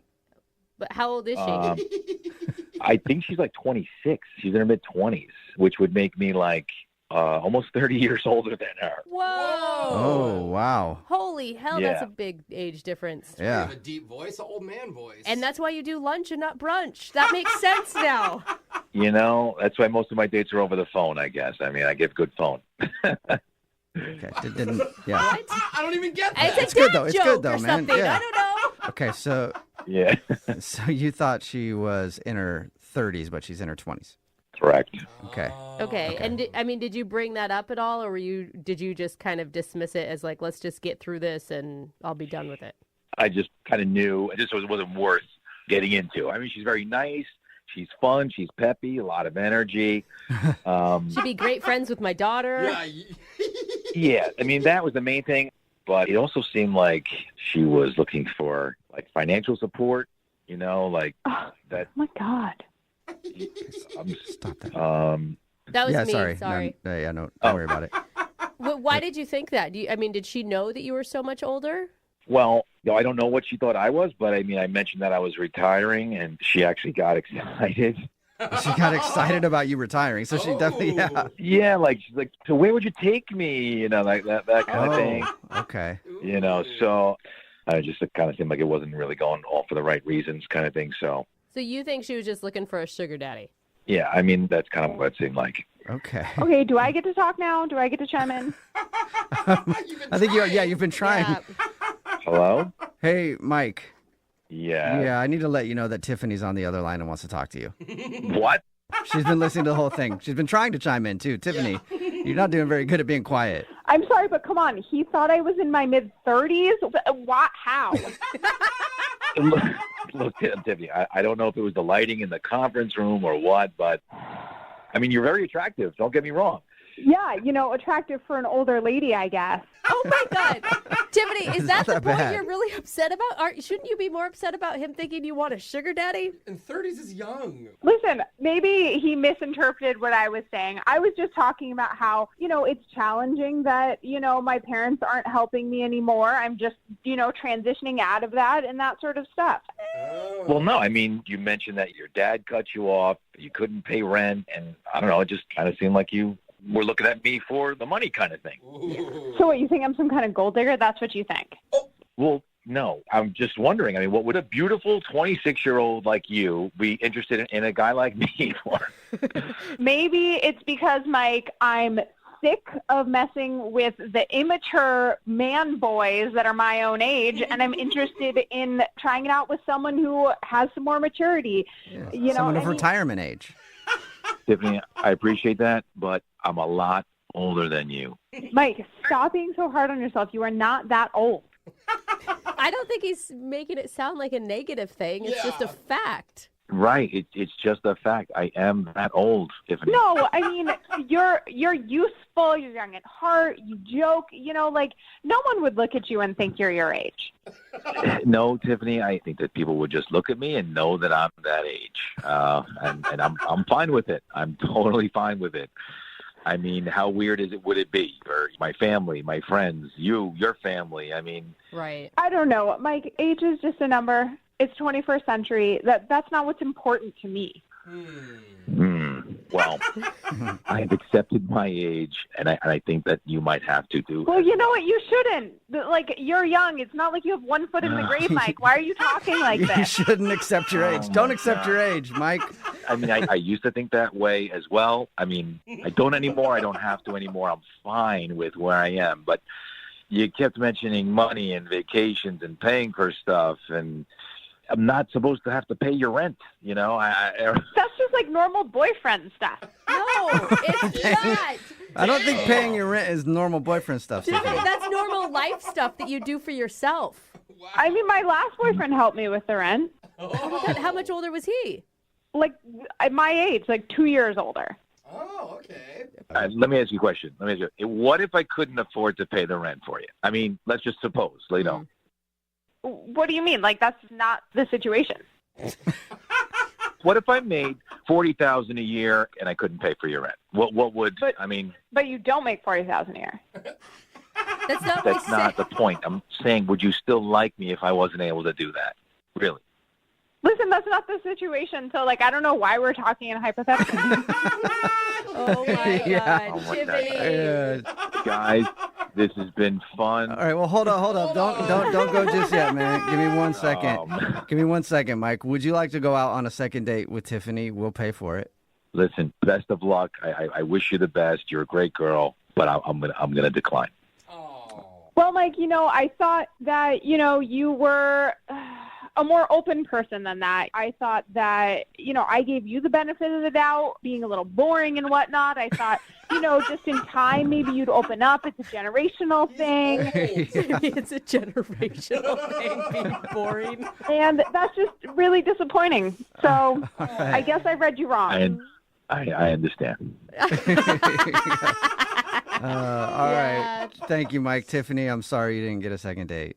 Well, you know what? If anyone knows anyone who's quote-unquote age-appropriate and not a gamer man boy, Right. let me know. Someone more your age? Someone in their 30s? I'm not in my 30s. Brooke and Jubal in the morning. Going out on a date when you're set up by friends is the worst. Because there's the pressure of being on the first date. Yeah. And then there's the pressure of screwing things up and making your friend angry. And Charles emailed us about a girl he wants to call today that was set up by one of his friends. Now, not only is that girl not talking to him, but his friend isn't even talking to him either. Whoa, So Charles obviously screwed up something on his date, and he wants to figure out what it was. Charles, how are you? Hey, good, man. How are you? I'm excited to be on your show. He's like, good. I'm loveless. I'm friendless. Yeah. I'm cool. Sounds like you killed it on your first date, man. I killed something. I don't know what. Why don't you tell us a little bit about it? What was the girl's name that you went out with? Her name is Rebecca. Rebecca. Okay. And Rebecca was set up by a friend of yours? Yeah, a coworker friend of mine. And Rebecca is a friend of hers who just moved to town. And why did your friend think that Rebecca would be a good fit for you? Well, I don't date a lot, and my coworker knew this, but I would like to date more. I would like to, have a girlfriend one day, and so I think my coworker was just trying to help me out, help her friend Rebecca out, who's new to town, and somebody could show her around. So she's like, you don't date a lot. This girl's new to town. She clearly has nobody else to hang out with. So this could be a good opportunity for you, Charles. Something like that. And what did you and Rebecca do on your date? We went to the park. Well, at first I will admit I kind of like Facebook stalked her a little bit. I think that is totally okay. That's normal. Yeah. Yeah. Okay. Good. And I saw her picture, and she was super cute, and I was almost like I'm second guessing myself now. I'm like, is she too cute for me? But I set up the date. We did it on a weekend, like a day date. I'm not the kind of guy that wants to go to a bar and get smashed or whatever. Yeah. Okay. So you're boring. So you're a real boring dude, Charles. No wonder you don't date. No, I'm kidding. That sounds actually refreshing, Charles, to not have the pressure of a night date. Yeah, I'm not the kind of guy that's going to go to a bar and get drunk. I mean, it's just kind of not who you are, and it's kind of like lowering people's inhibitions. It's almost kind of tricking a girl to go with you because she's smashed. Yeah. See, what you described to me is my fantasy. I love it. That's a great date to me, but apparently not for you. No, not for me personally. I understand why, though. I mean, plus it's also not as safe at nighttime. It's dark and. Where are you hanging out? In back alleys at night? No, I don't know. That's when crime goes up at night. Yeah. Okay. I understand. Well, that's true. Scary world out there. All right. So anyway, you took her on a daytime date to the park during the day because the nighttime is too scary. Yeah. So we went on a drive. We went to the park. I'm kind of a nature-loving guy. Cool. I was hoping she would be too. So, we went. I brought a blanket. We went for a walk. I brought a frisbee. It was fun. Well, define nature. Define nature loving. Like you enjoy nature, or you actually love Make love. nature. I try to refrain from loving it that much. Okay. Well, if that happened on your first date, I could see why you're not getting a call back, and why your coworker would stop talking to you. No. Okay. I did not do that on the date. Okay. Okay. So how was it? How was the conversation? Was it easy? Yeah, I thought it was great. We were laughing. We were talking. I mean, whatever you would want a date to go well. Yeah. This was it, I thought. Wow. Is there anything in your mind that could have gone wrong? I mean, again, like I said, I'm second guessing myself. So, after the date, I drove her home. I wanted to be a gentleman, so I'm not going to go for a kiss or anything. But I was we got to her place, and I was like, hold on, don't get out of the car. And I ran around and opened the door for her. Nice move, bro. Yeah, that's nice. Yeah, I thought so, but I don't know if maybe people don't do that anymore, or she thought it was weird. I don't know. Maybe that was nothing. We've done second date updates before where a girl has been like, he's obviously a chauvinist because he feels like he has to open my door. Yeah. Remember that one? I can do my own. Yeah, but that was one person. I mean, the majority of people don't feel that way. How did you tell her to stay in the car? Maybe that weirded her out. Maybe you pulled up and you were like, stay in the car. I didn't use that exact voice. Right. Okay, but here's the thing, Charles. You have two women who are not speaking to you right now because of something you did, and you literally can't think of anything other than I opened her car door. It sounds like a great date. No, I said, hey, could I call you again? She was like, sure. Wow. And I've called a couple times. It's been 10 days. The only thing I got back was a text that said I'm busy, and that's it. And that's it. And then the coworker stopped talking to me. Weird. Do you work directly with this coworker, so you have to see him all the time, or is it just somebody casually in your office? It's a she, and I see her all the time. I'll literally go in the break room, and she'll leave. Whoa. Man. That is... You must have done something pretty bad. Yeah. Man, not in my memory. Weird. Now, you said you've been out of the dating world for a while. It's not because you're, married, and they found that out, right? No, I don't really like Tinder or anything like that. I kind of want to meet somebody through people that I know. Traditional. It just hasn't happened for me. Okay, well, we'll play a song, come back, and hopefully find out why she's not talking to you and your coworker isn't talking to you right after this when we get your second date update, okay? Great, thanks. All right, man. Hang on. Moving 92.5. Brooke and Jubal in the mornings. Second date update. Today's second dater is really living up to his namesake.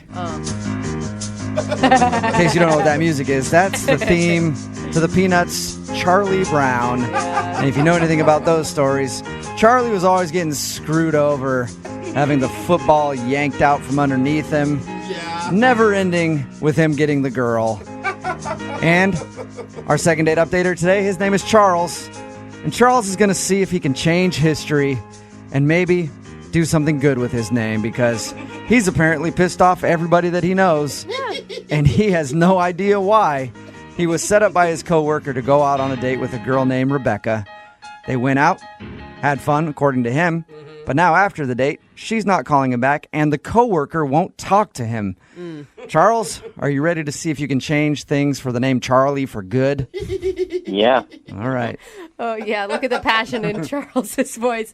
Do you think your coworker isn't just talking to you? Maybe she feels guilty that you got set up with a girl that doesn't like you or something. Maybe. That makes sense, but we're good friends, so I would think she would tell me. Yeah. Okay. It could be just awkward for her, like, that didn't work out. Now I don't know what to say to him, you know. He's such a sad, pathetic man already. I don't want to make it worse.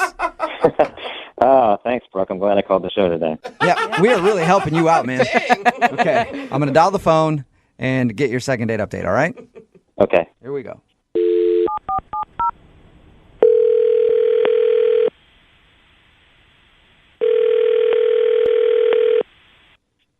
Hello? I was looking for Rebecca. This is Rebecca. Hey, Rebecca, how are you? My name is Jubal, and I host a morning radio show called Brooke and Jubal in the Morning.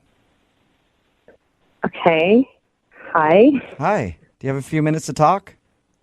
What is this about? My name is Jubal.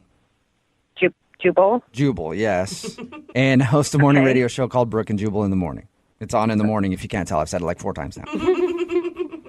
Okay. Sorry, I'm new to town. I don't really know any radio shows or anything. Yeah, I've heard that you're new in town. Welcome. That sounded creepy. It's like we're the welcome committee suddenly. How do you know I'm new? I know a lot about you, Rebecca. Oh, that's normal. How do you know a lot about me? I'll explain. We do a segment on our show called the Second Date Update. So even though you're new in town, you went out on a date recently with one of our listeners, and he emailed us to see if we could find out what happened on your date and why you don't want to go out with him again. I'm assuming you're talking about Charles? Yes, I am. Unless you've been on a bunch of dates. I don't know. No, just one. I haven't had time, really. Okay. Well, Charles is wondering why you don't want to go out with him again. He says he's tried to text you, and you said you were busy, and then now you just stopped responding. Yeah. Well, I am busy. I'm getting set up and situated, and this is just weird. I understand that. I mean, I don't have many friends in town, and it's just like talking to a radio station. Well, hey, we're your new friends now. You don't need any other friends. We're the best friends you never wanted. Wow. Okay. Well, then that's good. Did you like your date with Charles? Was it fun? It was something. There was a date. Was it cool? Was it just maybe a little boring? I mean, it wasn't the most exciting date I've ever been on. I mean, would you mind telling us about the date in your own words? Because we actually talked to Charles about your date. He said that you guys went to the park and had a lot of fun, so he's confused. I mean, he's nice and all, but I don't know. I got a really creepy vibe from him. Creepy? Whoa. Yeah. We talked to him. I did not get a creepy vibe from him over the phone. Well, neither did I at first, but then something happened. What happened? Whoa. Well, when we went up to play Frisbee, he left his phone in the blanket, and I noticed his screensaver was of my friend who set us up. Wait. Whoa. The background on his phone was a picture of your friend. Yeah. Okay, but I mean, he said they were really good friends. Was it like a picture of him and her? Yeah. No, it's like a candid shot. Like, she didn't even know it was taken. It's weird. Whoa, wait a minute. So it looks like he just took a picture of your friend, his coworker, and saved it as the wallpaper on his phone? Yeah. Yeah. Did you ask him about it? I did. I mentioned it. I was like, oh, this Catherine. He's like, yeah. And then he started, like, talking about her and how close they are. But I know from her that they're not that close. So that was that was creepers number one. Yeah. And is there number two? Because that's creepy enough for me. I don't know. I feel like we're jumping to conclusions. Well, he started gushing about her and just saying how amazing she was and talking about, like, had it been a different time, who knows what would have happened between them. It felt like awkward. So on your first date with him, he's talking about how much he loves your friend, basically? Yeah. Whoa. And when you talked to your friend, she had no idea that Charles has a crush on her. No, she had no idea. She said that they talk, but it's never anything deep. Whoa. So, and then I told her that he had the picture on his phone, and she was like, what? That explains a lot, Rebecca, because not only have you not been talking to Charles, neither has his coworker. Yeah. Well, yeah. I mean, she's like creeped out now, and she was like, the first day back at the office, she tried to avoid him. Like, Yeah, he told us that. I feel bad for him. You feel bad for him. It sounds like he took a candid picture of some girl and put it as a screensaver on his phone. That's creepy behavior. He doesn't have very good social etiquette, but he obviously has a crush on someone that's not you. So if somebody has a crush on somebody, they can take a picture of them? All right, well, let's...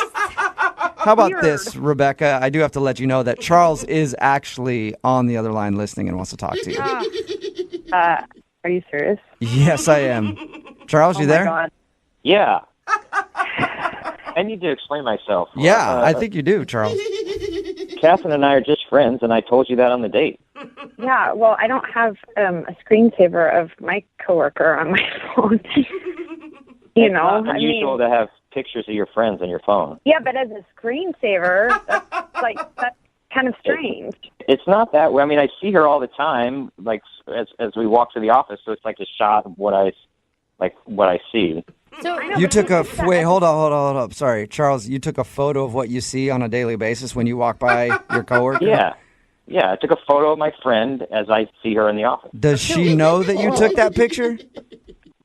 I mean, that's not important. It's just a picture of a friend. I think that is kind of important, Charles. Yeah, that's important.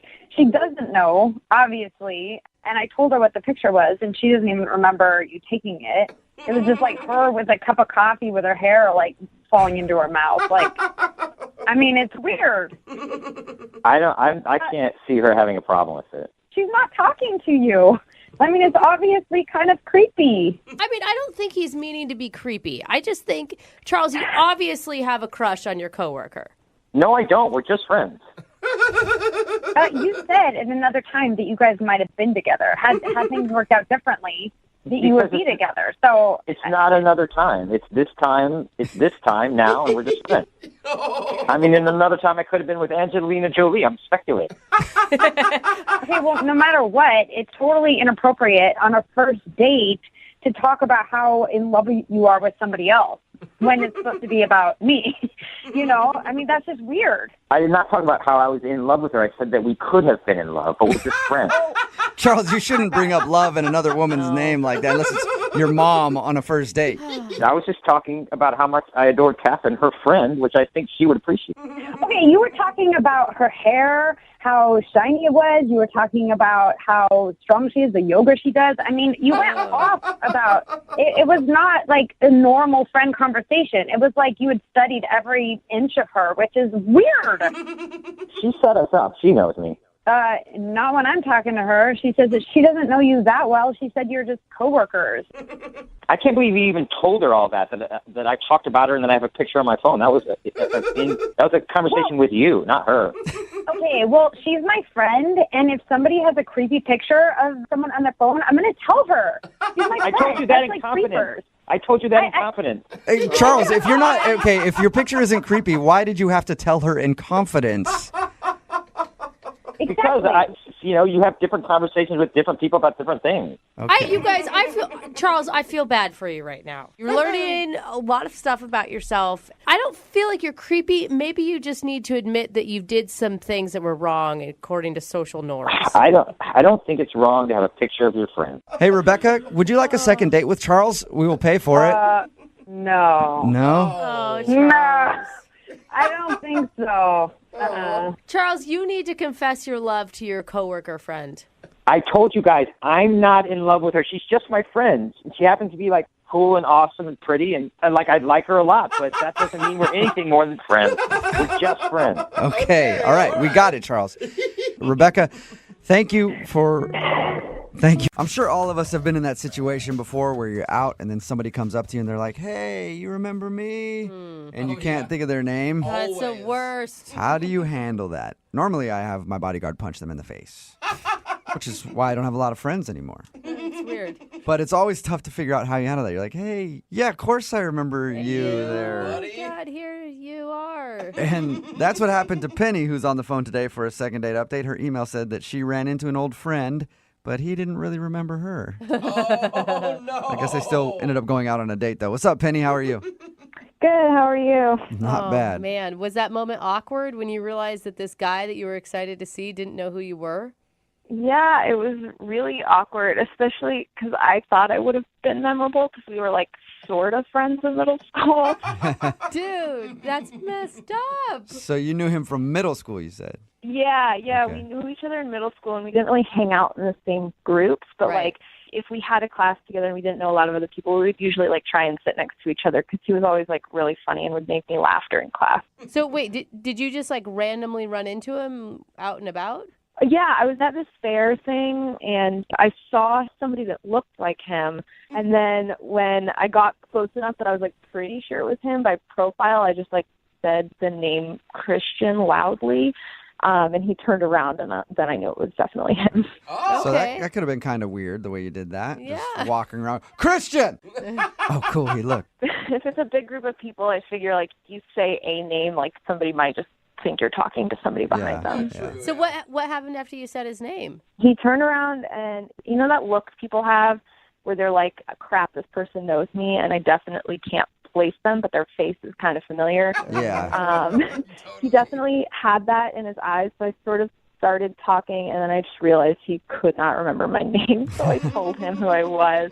Okay. And then after you told him your name was Penny, did he remember you, or was he still like, no, not ringing a bell? No, he remembered, but you could tell it was like an effort of like opening an old file cabinet, trying to remember. So what was that like for you? I mean, were you insulted or were you fine with it? Well, I don't know. I feel like he looked really cute, so I was like a little bummed. Well, you're hot enough that I'm going to let that one slide. Yeah, like I was a little bummed about it, but I wasn't going to like let that deter me from talking to him. So how'd the conversation go after he finally remembered who you were? It was fine. It was very like small talk. He just looked really good. Like he grew up really well. He lost a little bit of the baby fat, which I said out loud, and I probably shouldn't have. Wow, you lost your baby fat. You're not so fat. Look at you. Yeah. Wow. Good job, buddy. Way to overcome adversity and be good looking when you got older. Yeah, well, anyways, so I just told him that I thought he looked really good, and then he kind of said the same back. So wait, did you guys go out on an actual date, or did you just hang out at the fair and have weird conversations about how much weight you've lost? No, we talked for like 5 minutes, and then our friends were kind of trying to like go to different things. So he just said we should hang out sometime, and he let me pick the restaurant, and we just like so we could continue chatting and kind of catching up, and you know. Okay. And how was the date? It started out really well. We kind of like reminisced a little, and then it got a little awkward kind of in the middle. A friend of mine, a guy friend of mine, ended up being at the same restaurant, and he came over and sat down with us at the table. God, you run into people that you know all over the place. I know. It's weird. He just sat down at your table. Yeah. I don't know. It's hard to, like, if you knew him, you would be like, yeah, that makes sense. But it was awkward because we were kind of, like, right in the middle of the date. Right. Yeah. But then, I don't know, I sort of saw it as, like, a positive because he gets to see somebody that I work in the same industry with.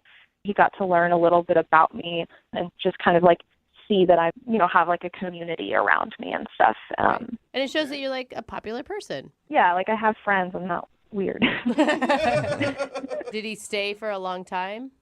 He probably stayed for a good 15 minutes. Dang! Okay. On a date, that's You're a like, long hey, time. you're dropping hints all over the place. I'm on a Yeah, date. but it honestly didn't feel like 15 minutes. Like I was surprised when I realized it was. We all got along really well. Like it wasn't until after he left that it kind of started to feel like maybe it disrupted the date a little bit. Do you think it could have been the French kiss when you kissed your friend goodbye? No, that didn't happen. You didn't say that. What are you imagining in your head right now? That's not what happened? It was not a three-way in a restaurant. I thought that's like it's a coworker of yours. That's naturally what happens when they say goodbye. No, it's not. Okay. No, it was my coworker. So not that. All right. But Christian couldn't have been upset by that. I mean, it's out of your control. Yeah, I don't think he was upset. It was just like, you could just tell he was kind of uncomfortable. Like Maybe it ruined the momentum of the evening. it kind of just plateaued from there. Like it was like an awkward side hug when we left. Oh, that's what I was going to ask you. That was my next question. Was how did Right. it end? Awkward side hug. That's usually a great sign No. Yeah. at the end of a date. Yeah. It's not. Man. You know what? Maybe he hasn't grown up very much. Maybe he's still awkward around girls, and like it was uncomfortable for him to give you a hug. Maybe. I don't know. I felt really good about the date in general, so I didn't really know like if he thought I was like dating the other guy or was interested in the other guy or if that guy was interested in me. I just didn't really it was really hard to read him at the end of like how he thought the date went. All right. And have you talked to him since?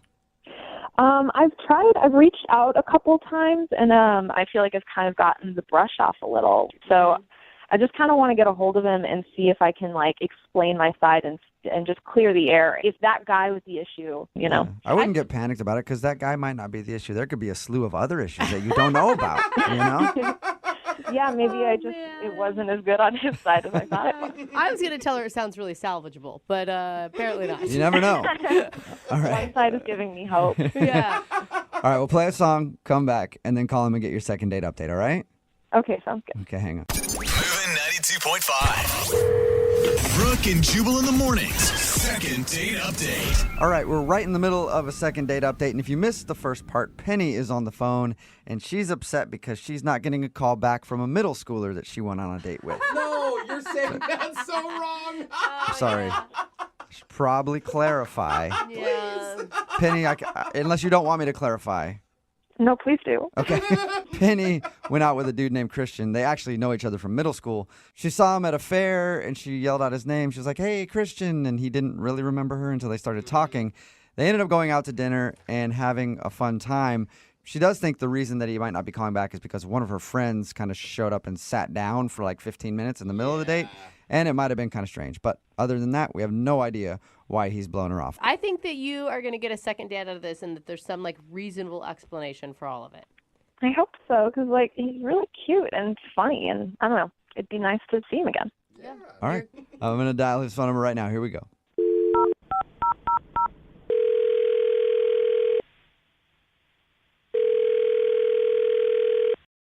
Hello? Hi, can I speak to Christian, please? Yeah, this is Christian. Who's this? Oh, Christian, cool. I just want to say that you don't know me, but I know you very well. Okay, that comes off creepy. What is this? What is this? Who's calling? Who's calling? That's a really loaded question, Just Christian. tell him. What the... Who is anybody, really? You know? God, don't get philosophical. I mean, who are we all? Look, Like, I don't have a lot of time. I'm on lunch. I just love to know what's going on. right, well, I was trying to give you some food for thought over your lunch break, but I guess not, Christian. Oh, God. Christian, my name's Jubal from Brooke and Jubal in the Morning. It's a radio show. Okay. Okay, and that would be why I started off the phone call with stupid jokes instead of just having a conversation. Is there something you guys need from me? Yeah, he's like, you're an expert on this, so I get What it. do we all need, Christian? Yeah, What okay. do we need in Drop life? the joke. The joke is over. He's Yes. gonna hang up, dude. Christian, Yeah. don't hang up. There is something that we need from you. We actually got an email about you from one of our listeners, and they asked us to call you. Really? Are you being serious? I don't know, Christian. What is... Yes, dang it. yes, Yes, we're I- being serious. Oh my gosh. Yes. I don't even have the patience for him I right now, know. Christian. I'm sorry. Christian, I'm being serious. One of our listeners emailed us because they wanted us to contact you. All right. Who? Her name is Penny, and you guys actually know each other from middle school, and then you guys went out on a date a little while Oh ago. my God. Honestly, I want Penny to leave me alone. No, that is not the response I was hoping for, Christian. What? Christian. Yeah, I really. I'm sorry, guys. No offense to you, but I don't need to hear from her again. You don't. Why? Why are you so upset? We talked to her. She sounded nice. She scammed me. I don't know. That's all I have to say. What do you mean she scammed you? She said you guys had a lovely dinner date and that you're cute and you make her laugh. Like, whoa, what a scam. That's really sweet of her, but that is not how our night went. What? Well, what happened? Because we talked to her and she said everything was cool. Well, did she tell you about her friend who sat down at the table? She did. Yeah?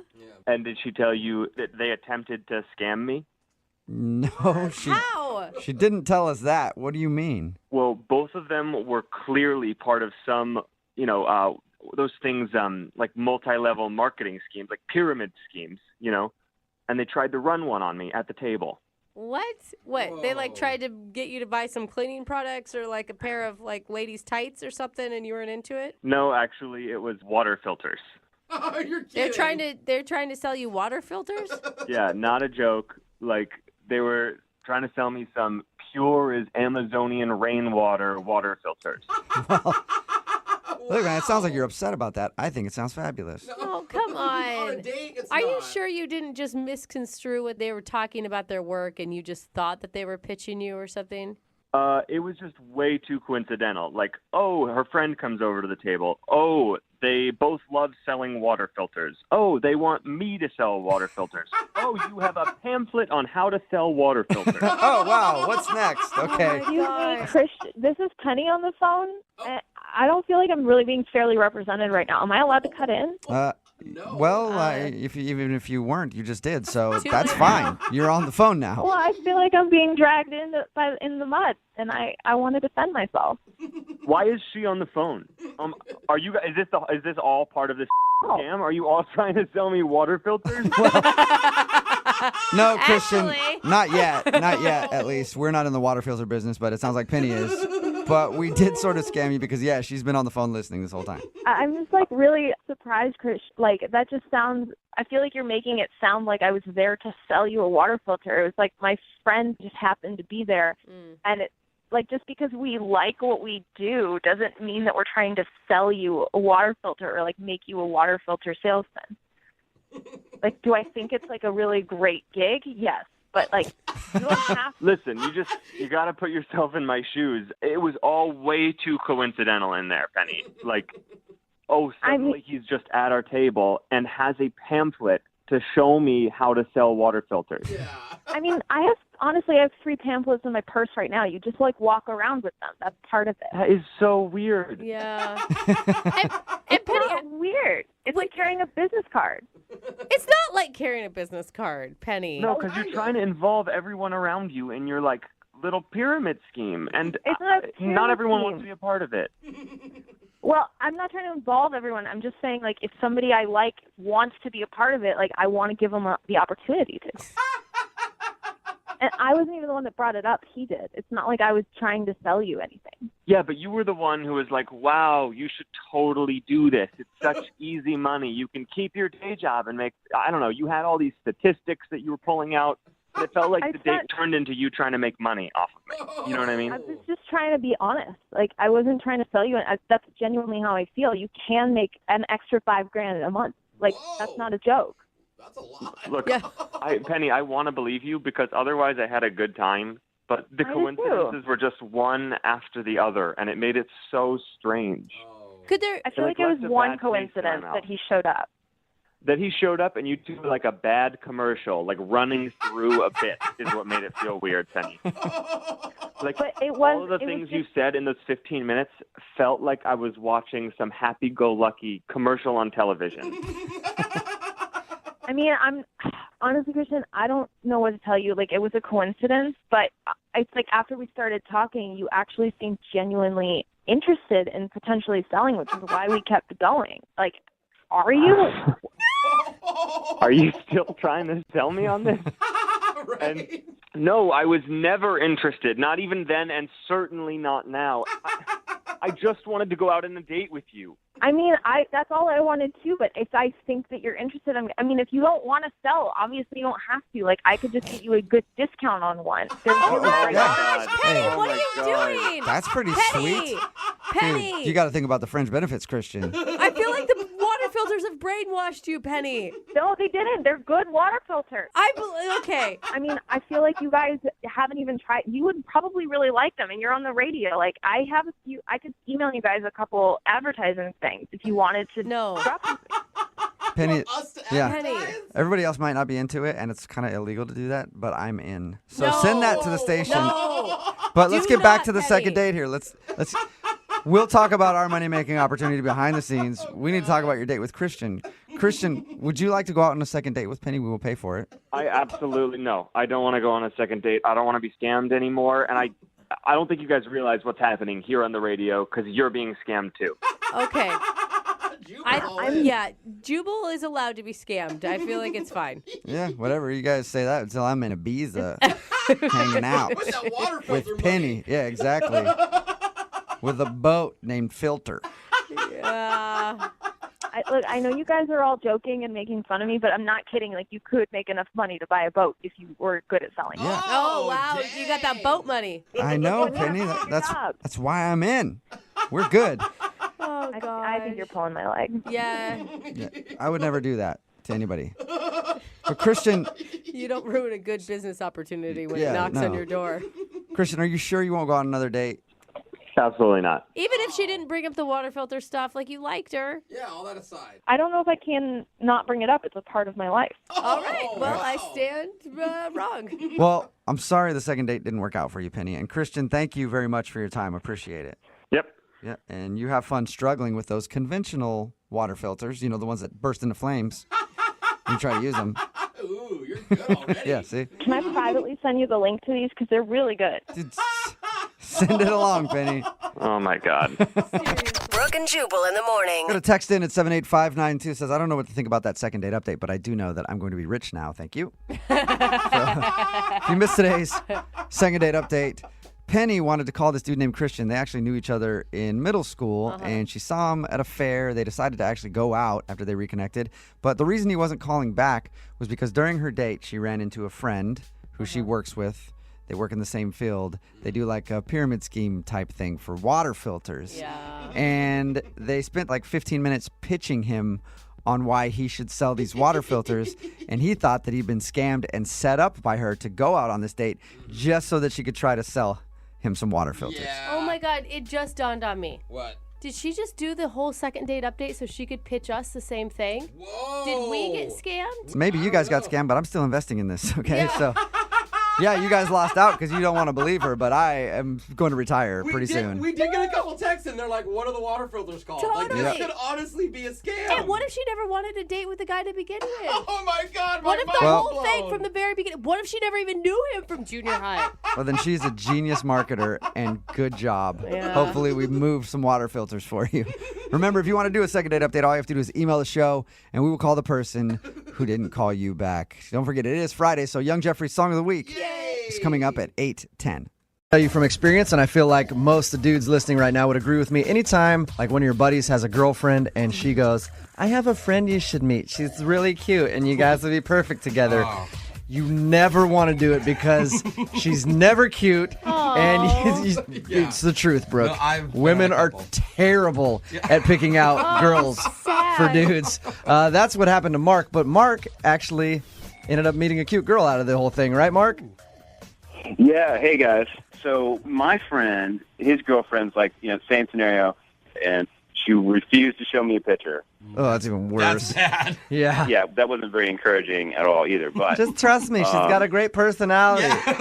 yeah, right? You guys are horrible. No, but okay, so she shows up at the bar, Uh-huh. and I actually couldn't believe it. She was really cute. Did you tell her that? You're like, oh my God, you're not an uggo. That's amazing. It's so nice to meet you. Well, I probably did because I was like, I tried not to stare at her. I was like, staring at her for like the first minute. And then, as we talked, she's like, big into cycle and yoga. I love Ben. It's just funny to hear. Yeah, how was the whole evening with her after you met her? And obviously you liked her enough that you want to do a second date update. So it was a positive thing for you. Oh, she was awesome. She's completely easy to talk to. I mean, I thought the connection was on, like right off the bat. One of the things is when we left the bar, I was just feeling it, and I kind of went in for a kiss. And I don't know if it was instinct or what, but she slapped the bejesus out of me. What? Well, she slapped you? Dude, she did not think the night was going the same way you did. If she slapped you, I'll tell you that right now. Then she just profusely is apologizing. What? And then she grabs me, and then we start making out. She sounds like a lunatic, which it means. Good job. Just smack you and then start making out with you. That's Come great. here, you fool. I kind of wasn't. I didn't know what to do, but I was not arguing when she grabbed me and we started making out. Somebody who can have mood swings that quickly, I wouldn't want to argue with either. Just do whatever she wants. How drunk were you? We were pretty wasted. We took a lot of shots. How did your date end? We ended up taking a cab to my place. After the slap? And she spent the night. Nice. Wow, that is quite a recovery from the slap. I just think I freaked her out because I kind of came in, I don't know. I think I just came in too strong, and I think she just freaked out or whatever. I don't know. So how did things go the next day?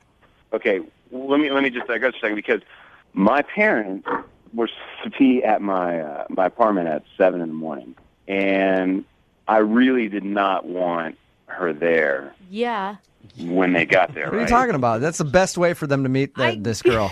They just walk in and she's just sitting there just disheveled. Yeah, I just met this chick last night, Mom. How awesome is that? High five me. Dude, no girl wants to be there either. Did you just tell her so that she could leave on time? I would have bailed quick. I tried to tell her about my parents. Yeah. And I don't think she believed me at all. Oh, she didn't say anything, but she had the vibe. Was there and so I texted her later on. I was like, hey, sorry about this morning. I really had a great night. It was great to meet you. And then I was like, I would love to see you again. And she said, don't ever call me again. ... You pig. And Wait, so maybe. That's worse than her just ignoring you. She actually says, hey, you're an a-hole. Don't ever call me again. That's a slap via text. Yes. Yeah. See, normally I can figure that out for you, but this girl, I'm just she's kind of an enigma for thinking me. bipolar. Yeah. That's all. Seriously. You think that she felt like you were just kicking her out because you had something else going on. Okay. Yes. And All I was really, I was, profusely apologizing to her. I'm like trying to, I'm being honest. All right, we'll play a song, come back, call her, and get your second date update, okay? Okay, great. Thanks, guys. Moving 92.5. Brooke and Jubal in the mornings. Second date update. I think that this second date update is going to end well for you, Mark. What? I really do. She called him I hope so. That's why I called you, Jubal. Well, I'm just thinking about it because when you went to kiss the girl at the end of your date, she smacked you and then ended up making out with you anyway. And then when you brought her home with you and hooked up and then kicked her out in the morning because your parents were coming into town, she got mad at you and texted you back like, don't ever call me again, you pig. So I'm assuming if we get her on the phone, now she's going to be like, oh my God, yes, I love him. She seems to go from one extreme to the other. Yeah. So I think it's going to work out well for you. Oh, that's what I'm hoping. Or at least figure out what the deal is. Do you just want another hookup with this girl, or are you looking to date her? No, I really like her. Okay. Okay, Yeah. you're invested. We really had I feel like we really had a good connection together, Yeah. Yep. And plus, you'd be nice to hook up with her again. Oh, continue. All right. We're going to give her a call right now, see if we can get her on the phone and get your second date update, okay? All right, cool. All right, hang on.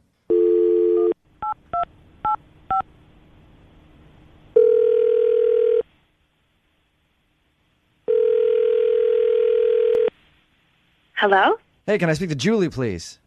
This is she. Hey, Julie, how are you? This is Jubal from Brooke and Jubal in the Morning on Moving 92.5. Hi. Listen, I'm calling you because you recently went out on a date with a friend of mine. Uh-huh. His name is Mark. Oh, Mark. Mm-hmm. Yeah. That guy's a real treasure. That was sarcastic. Wow. We know that you had that you were hooked up with Mark that one of your friends, got you a date with Mark, and then you guys had a decent time and enjoyed your evening, and he left his place in the morning because his parents were coming over. But he says the last thing that you texted him was, "Never call me again, you pig." Yeah, I did text him that. Yeah, Mark's just curious, like, what did he do?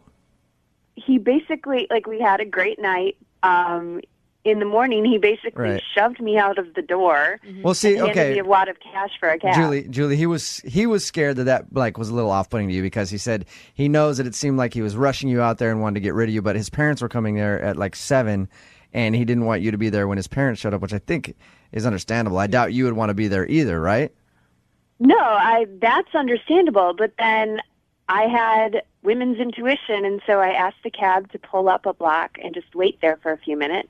And lo and behold, a car did pull up in front of his apartment. Yeah. But instead of mom and dad, it was another girl.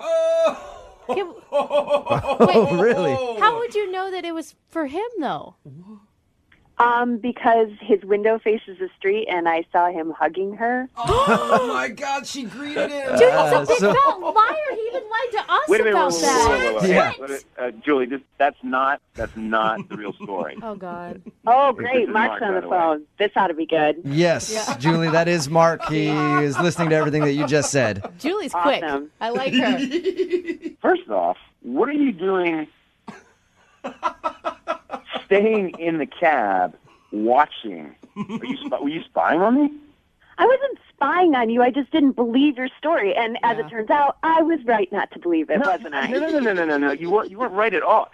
Oh my God, that was my roommate's girlfriend. What? My parents were running late. They were running 45 minutes late. What a coincidence. Mark, you can see how that sounds like a lie, right? Dude, just own up to it. I left there feeling like a complete booty call, that I was your little piece on the side while your girlfriend was out of town. Yeah. And No. that's not cool. I thought we had a connection. I mean, I thought so too, and that's why I was really upset, and I sent you that text.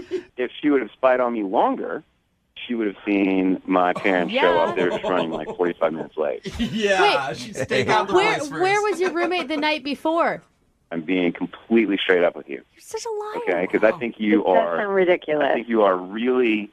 I think you're really awesome. I mean, and I had a great time with you. And I called Jubal and Brooke to try to figure out why you didn't call me back. And I had a feeling that you didn't believe me. And I can't believe that you were spying on me. But now I understand why you sent me that text. You were kind of spying. Okay, hold I on. mean, you were. You went down the street and had the cab pull over to check him out. Julie. You were spying, but hey, that's fine. I mean, you definitely found out something that you wanted to know. Julie, do not let him talk you into this. Do you honestly believe this crap that he's throwing at you? I don't know what to believe. I mean, I didn't even know he had a roommate. Of course, we were pretty drunk that night, but I mean, we weren't necessarily talking. Where was We were doing other things than talking. Mark, where was your roommate the night before when you took her back to your place? I don't know. I don't keep tabs. He wasn't there. I mean, And why was his girlfriend coming over to the house when he wasn't even there? She has a key. She does whatever she does. I mean, they've been together. so she comes at 7:00 in the morning. In a cab? That's possible. In a cab? It's possible. No. Some dudes have girlfriends that are like always over at the place. Like when you've lived with someone before who their significant other is always over there. They let themselves in whenever. Mm. Yeah, I mean, for me to have the apartment by myself, that night was actually rare. Oh, actually, now it's rare. I see how it is. Julie, there's a simple way to prove if this was really his roommate's girlfriend or not, is go out on another date with him, go over and meet the roommate, and then meet his girlfriend. If that's the same girl you saw, then congrats, he's not lying, and Mark really is telling the truth. Oh, yeah, that's not awkward. Yeah, Hey, a but- horrible way to start a relationship that you have to Not prove a necessarily. lie is not. Here's the thing, too, is I don't know if I want to be with somebody who's going to sit here and spy on me and accuse me of things. Oh, don't and, even try to. and completely not trust me right off the bat. I mean, That's what people always do when they get caught. How dare you check my stuff? All right, hey, I would love to send you guys out on a second date. We will pay for it. Julie, would you go out with Mark again? Just check his story. I'm curious because I want to know if he's lying or not. Go over and meet his roommate and meet his roommate's girlfriend and see if Mark is telling the truth or not. I'm not sure. I'd say at least, see me face to face instead of trying to hash this out over the phone. Oh no. Yeah, that's very Don't do it. rational. He's like a little black widow. He's so good at lying. He will lie straight through his teeth and not even bat an eye, and you're gonna end up making out with him. I know how this works, Julie. You may be onto something there, Brooke. You're the one that grabbed me and started making out with me. Julie, just give it one more shot. Okay. Sure. You'll do it. Yes. You'll go out with him again. All right. Yeah. We'll start and turn the new page. Yes. Yeah. It's gonna be really awkward when you find out he has a 1-bedroom apartment. Maybe he and his roommate sleep together, and it happens to be a girl. I don't know. Brooke and Jubal's second date update. A guy named Aaron is on the phone for a second date update today, and he met a girl in a way that I didn't think would actually be a good way to meet women. But now that I think about it, trying on their clothes is probably a good way to meet a woman. What? Oh my And God. that's exactly how Aaron met the girl he wants to call today. At least that's what his email says. What's up, Aaron? How are you? Hey, how's it going, guys? Pretty Hold up. good. Are you wearing a dress right now? I'm Yeah. picturing you like creeping into her closet and putting her clothes on. No, it was an honest mistake. What? How? You know how it is, sometimes you're just walking along and like, oops, I put your pants on. That's weird. Oh. Why Was don't that you- my skirt or yours? It was a jacket, man. I don't have it on right now. Oh, jacket. Like at a restaurant or a bar or something.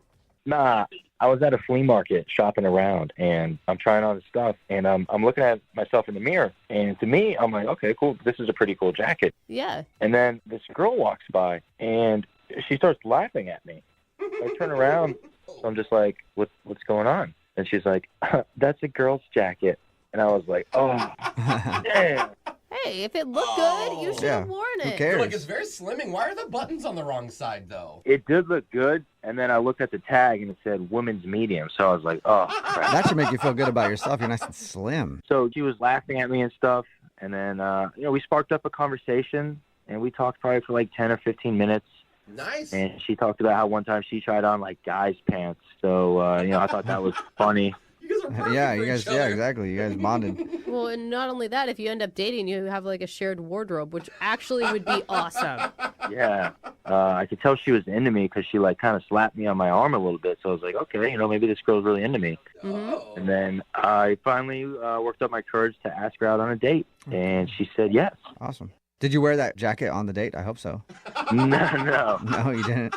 I didn't buy it. I put it back. Oh, you put it back? What's her name, by the way? Gina. Gina. All right. So what did you and Gina do?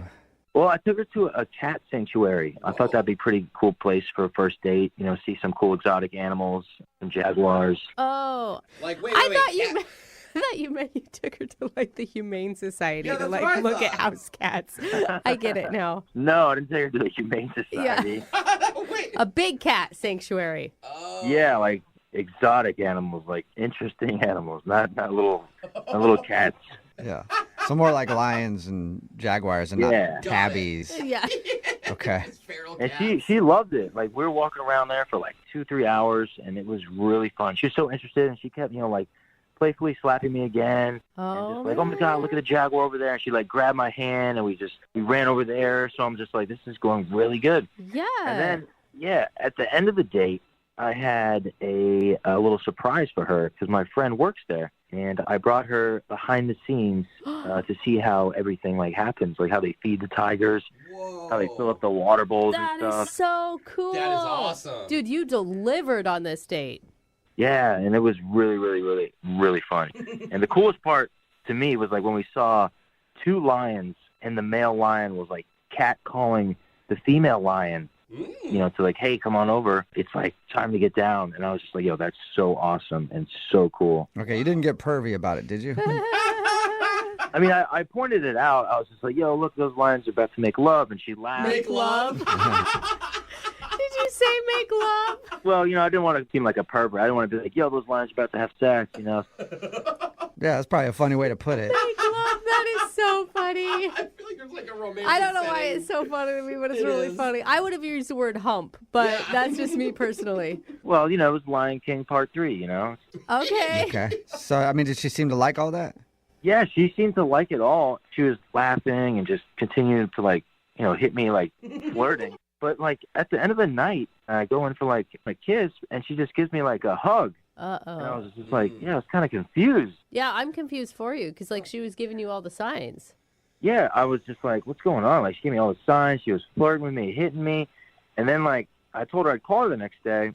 So I called her, and I didn't get anything. So I texted her the next day, and then she claimed she was out of town. And I was just like, okay, I mean, maybe she could be out of town. And then, like, a couple days goes by again. I text her, nothing. And then she's just like, oh, I lost my phone. I had to get, like, a new number. And I'm just like, wow. Like, man, what is going on? I feel like she's just, like, kind of blowing me off. Yeah. Sounds like excuses for sure. Like, I'm really confused. Like, I thought the date was a wonderful day. Like, I had such a great time, and she seemed like she did, too. And I'm just really confused. Maybe she's into lions now. Maybe she saw what they did and was like, it's weird. I'm in a weird spot. I don't want to date a human man anymore. I hope not. We'll play a song and then come back and call her right after this and get your second date update, okay? Okay, thanks. All right, hang on.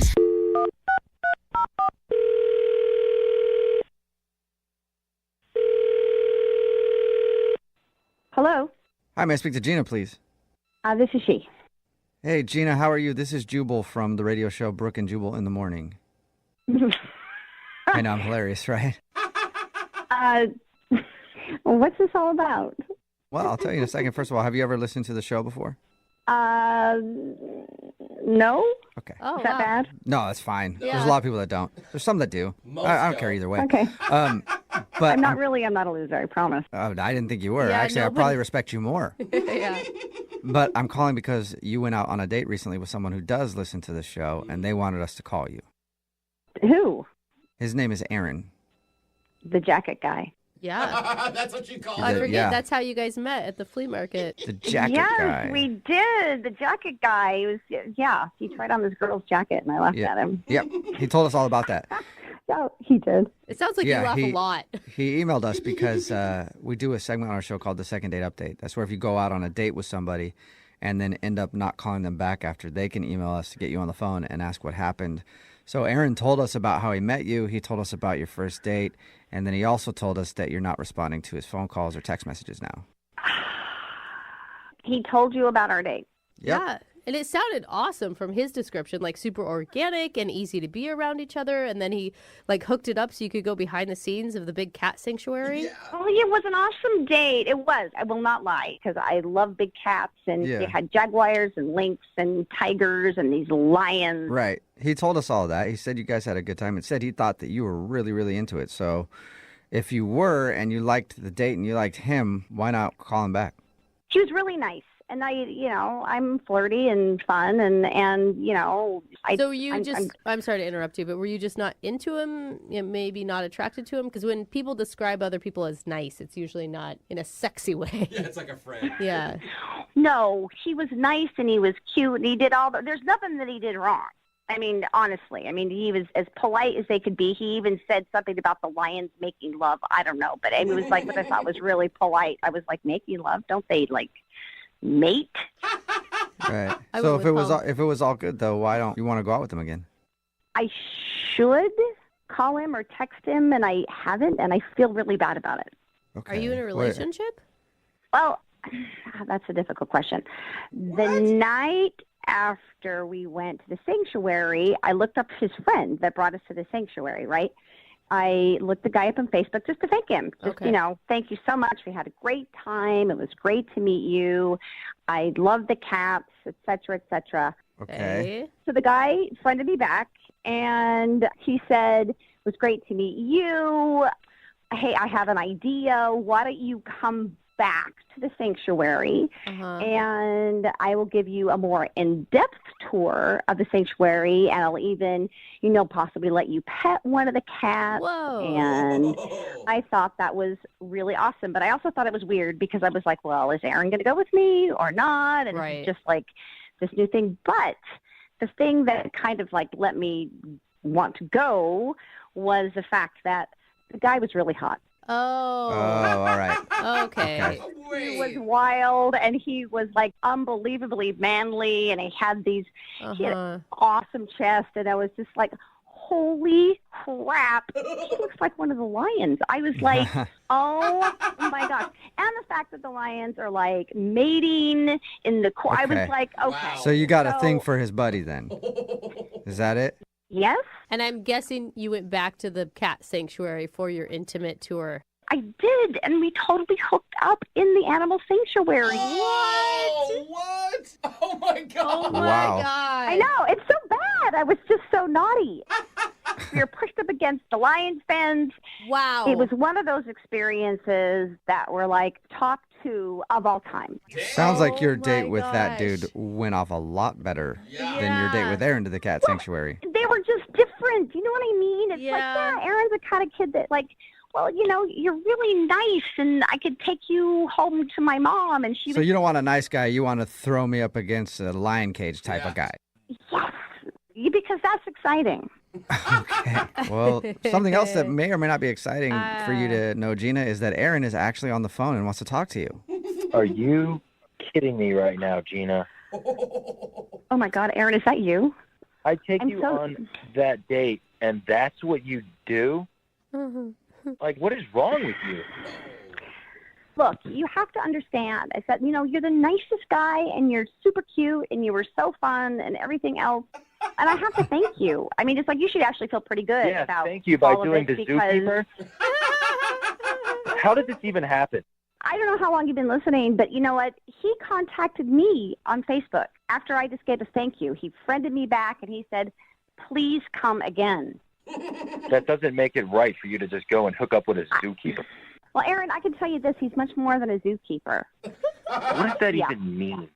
Basically, for me, he's like the king of the lions. Whoa. I mean, he is Wow. unbelievably awesome and a great lover, and he's funny. And it's just like, you know what? I should have texted you back, and I should have told you. I said, my bad on that. Yeah. Right? So what are you, like, dating him right now or something? You're just going to date the lion zookeeper? Well, to be fair, I don't know what it was. You know, it's like, you know, we had this great night, and we, you know, text occasionally, but, you know. Gina, I know him. He's my friend. All he wanted to do was hook up with you. That is not true. That is not doesn't true, wanna- Aaron. He doesn't want to date. No, I've it's known him not, because I know I've that known he him for likes me. years. Gina, do you know how many girls he's hooked up with against the lion cage? He's so many girls there. Aaron, but you know what? I'm going to be his last. Well, okay. Oh, wow. All right. Okay. So, that's- Gina, you feel like you're the one that's going to get him to stop his wild ways. I don't even know. But What? I feel is that what you feel like, Gina? Yes, I am, because we really Not hit it a off. chance. There was a spark. Okay, well, both of you, I think, are being a little out of control here. Erin, like, she's free to date who she wants to date. She didn't even kiss you. Gina, don't put a lot of stock into your relationship with Lion Man. But you know, you haven't seen his hands. His hands are as big as a lion's paw. Wow. Sounds amazing. I So do- I'm probably a fool for asking this, but Gina, would you like to go on a second date with Aaron? We'll pay for it. He has smaller hands, and He's nice. yeah, and a nice dude doesn't have lion cages at his house, I don't think. And that would be a big fat no. Yeah, thought so. Aw, man. But I would like to go out with his friend, the zookeeper, again. You guys pay for that. Yeah, well, I know. I'm not paying for that. No. I hope you go to the zoo, Gina, and you get eaten by a lion. Whoa! Erin, slow it down. You know what, Aaron? You're just feeling bad because you don't measure up to the king of the lions. Oh. Wow. Yeah, That sounds like a sick That lion. was hot. Yeah. Aaron, I'm sorry, no second date for you, and I'm guessing this is probably the last time you take anybody to a cat sanctuary. Yeah, good luck again, Gina, getting banged under the stars or whatever. What? But it probably won't because he's not going to be calling you back. It's so bitter. I have one thing to say to you again, Aaron. Okay. We gotta end this. Brooke and Jubal in the morning.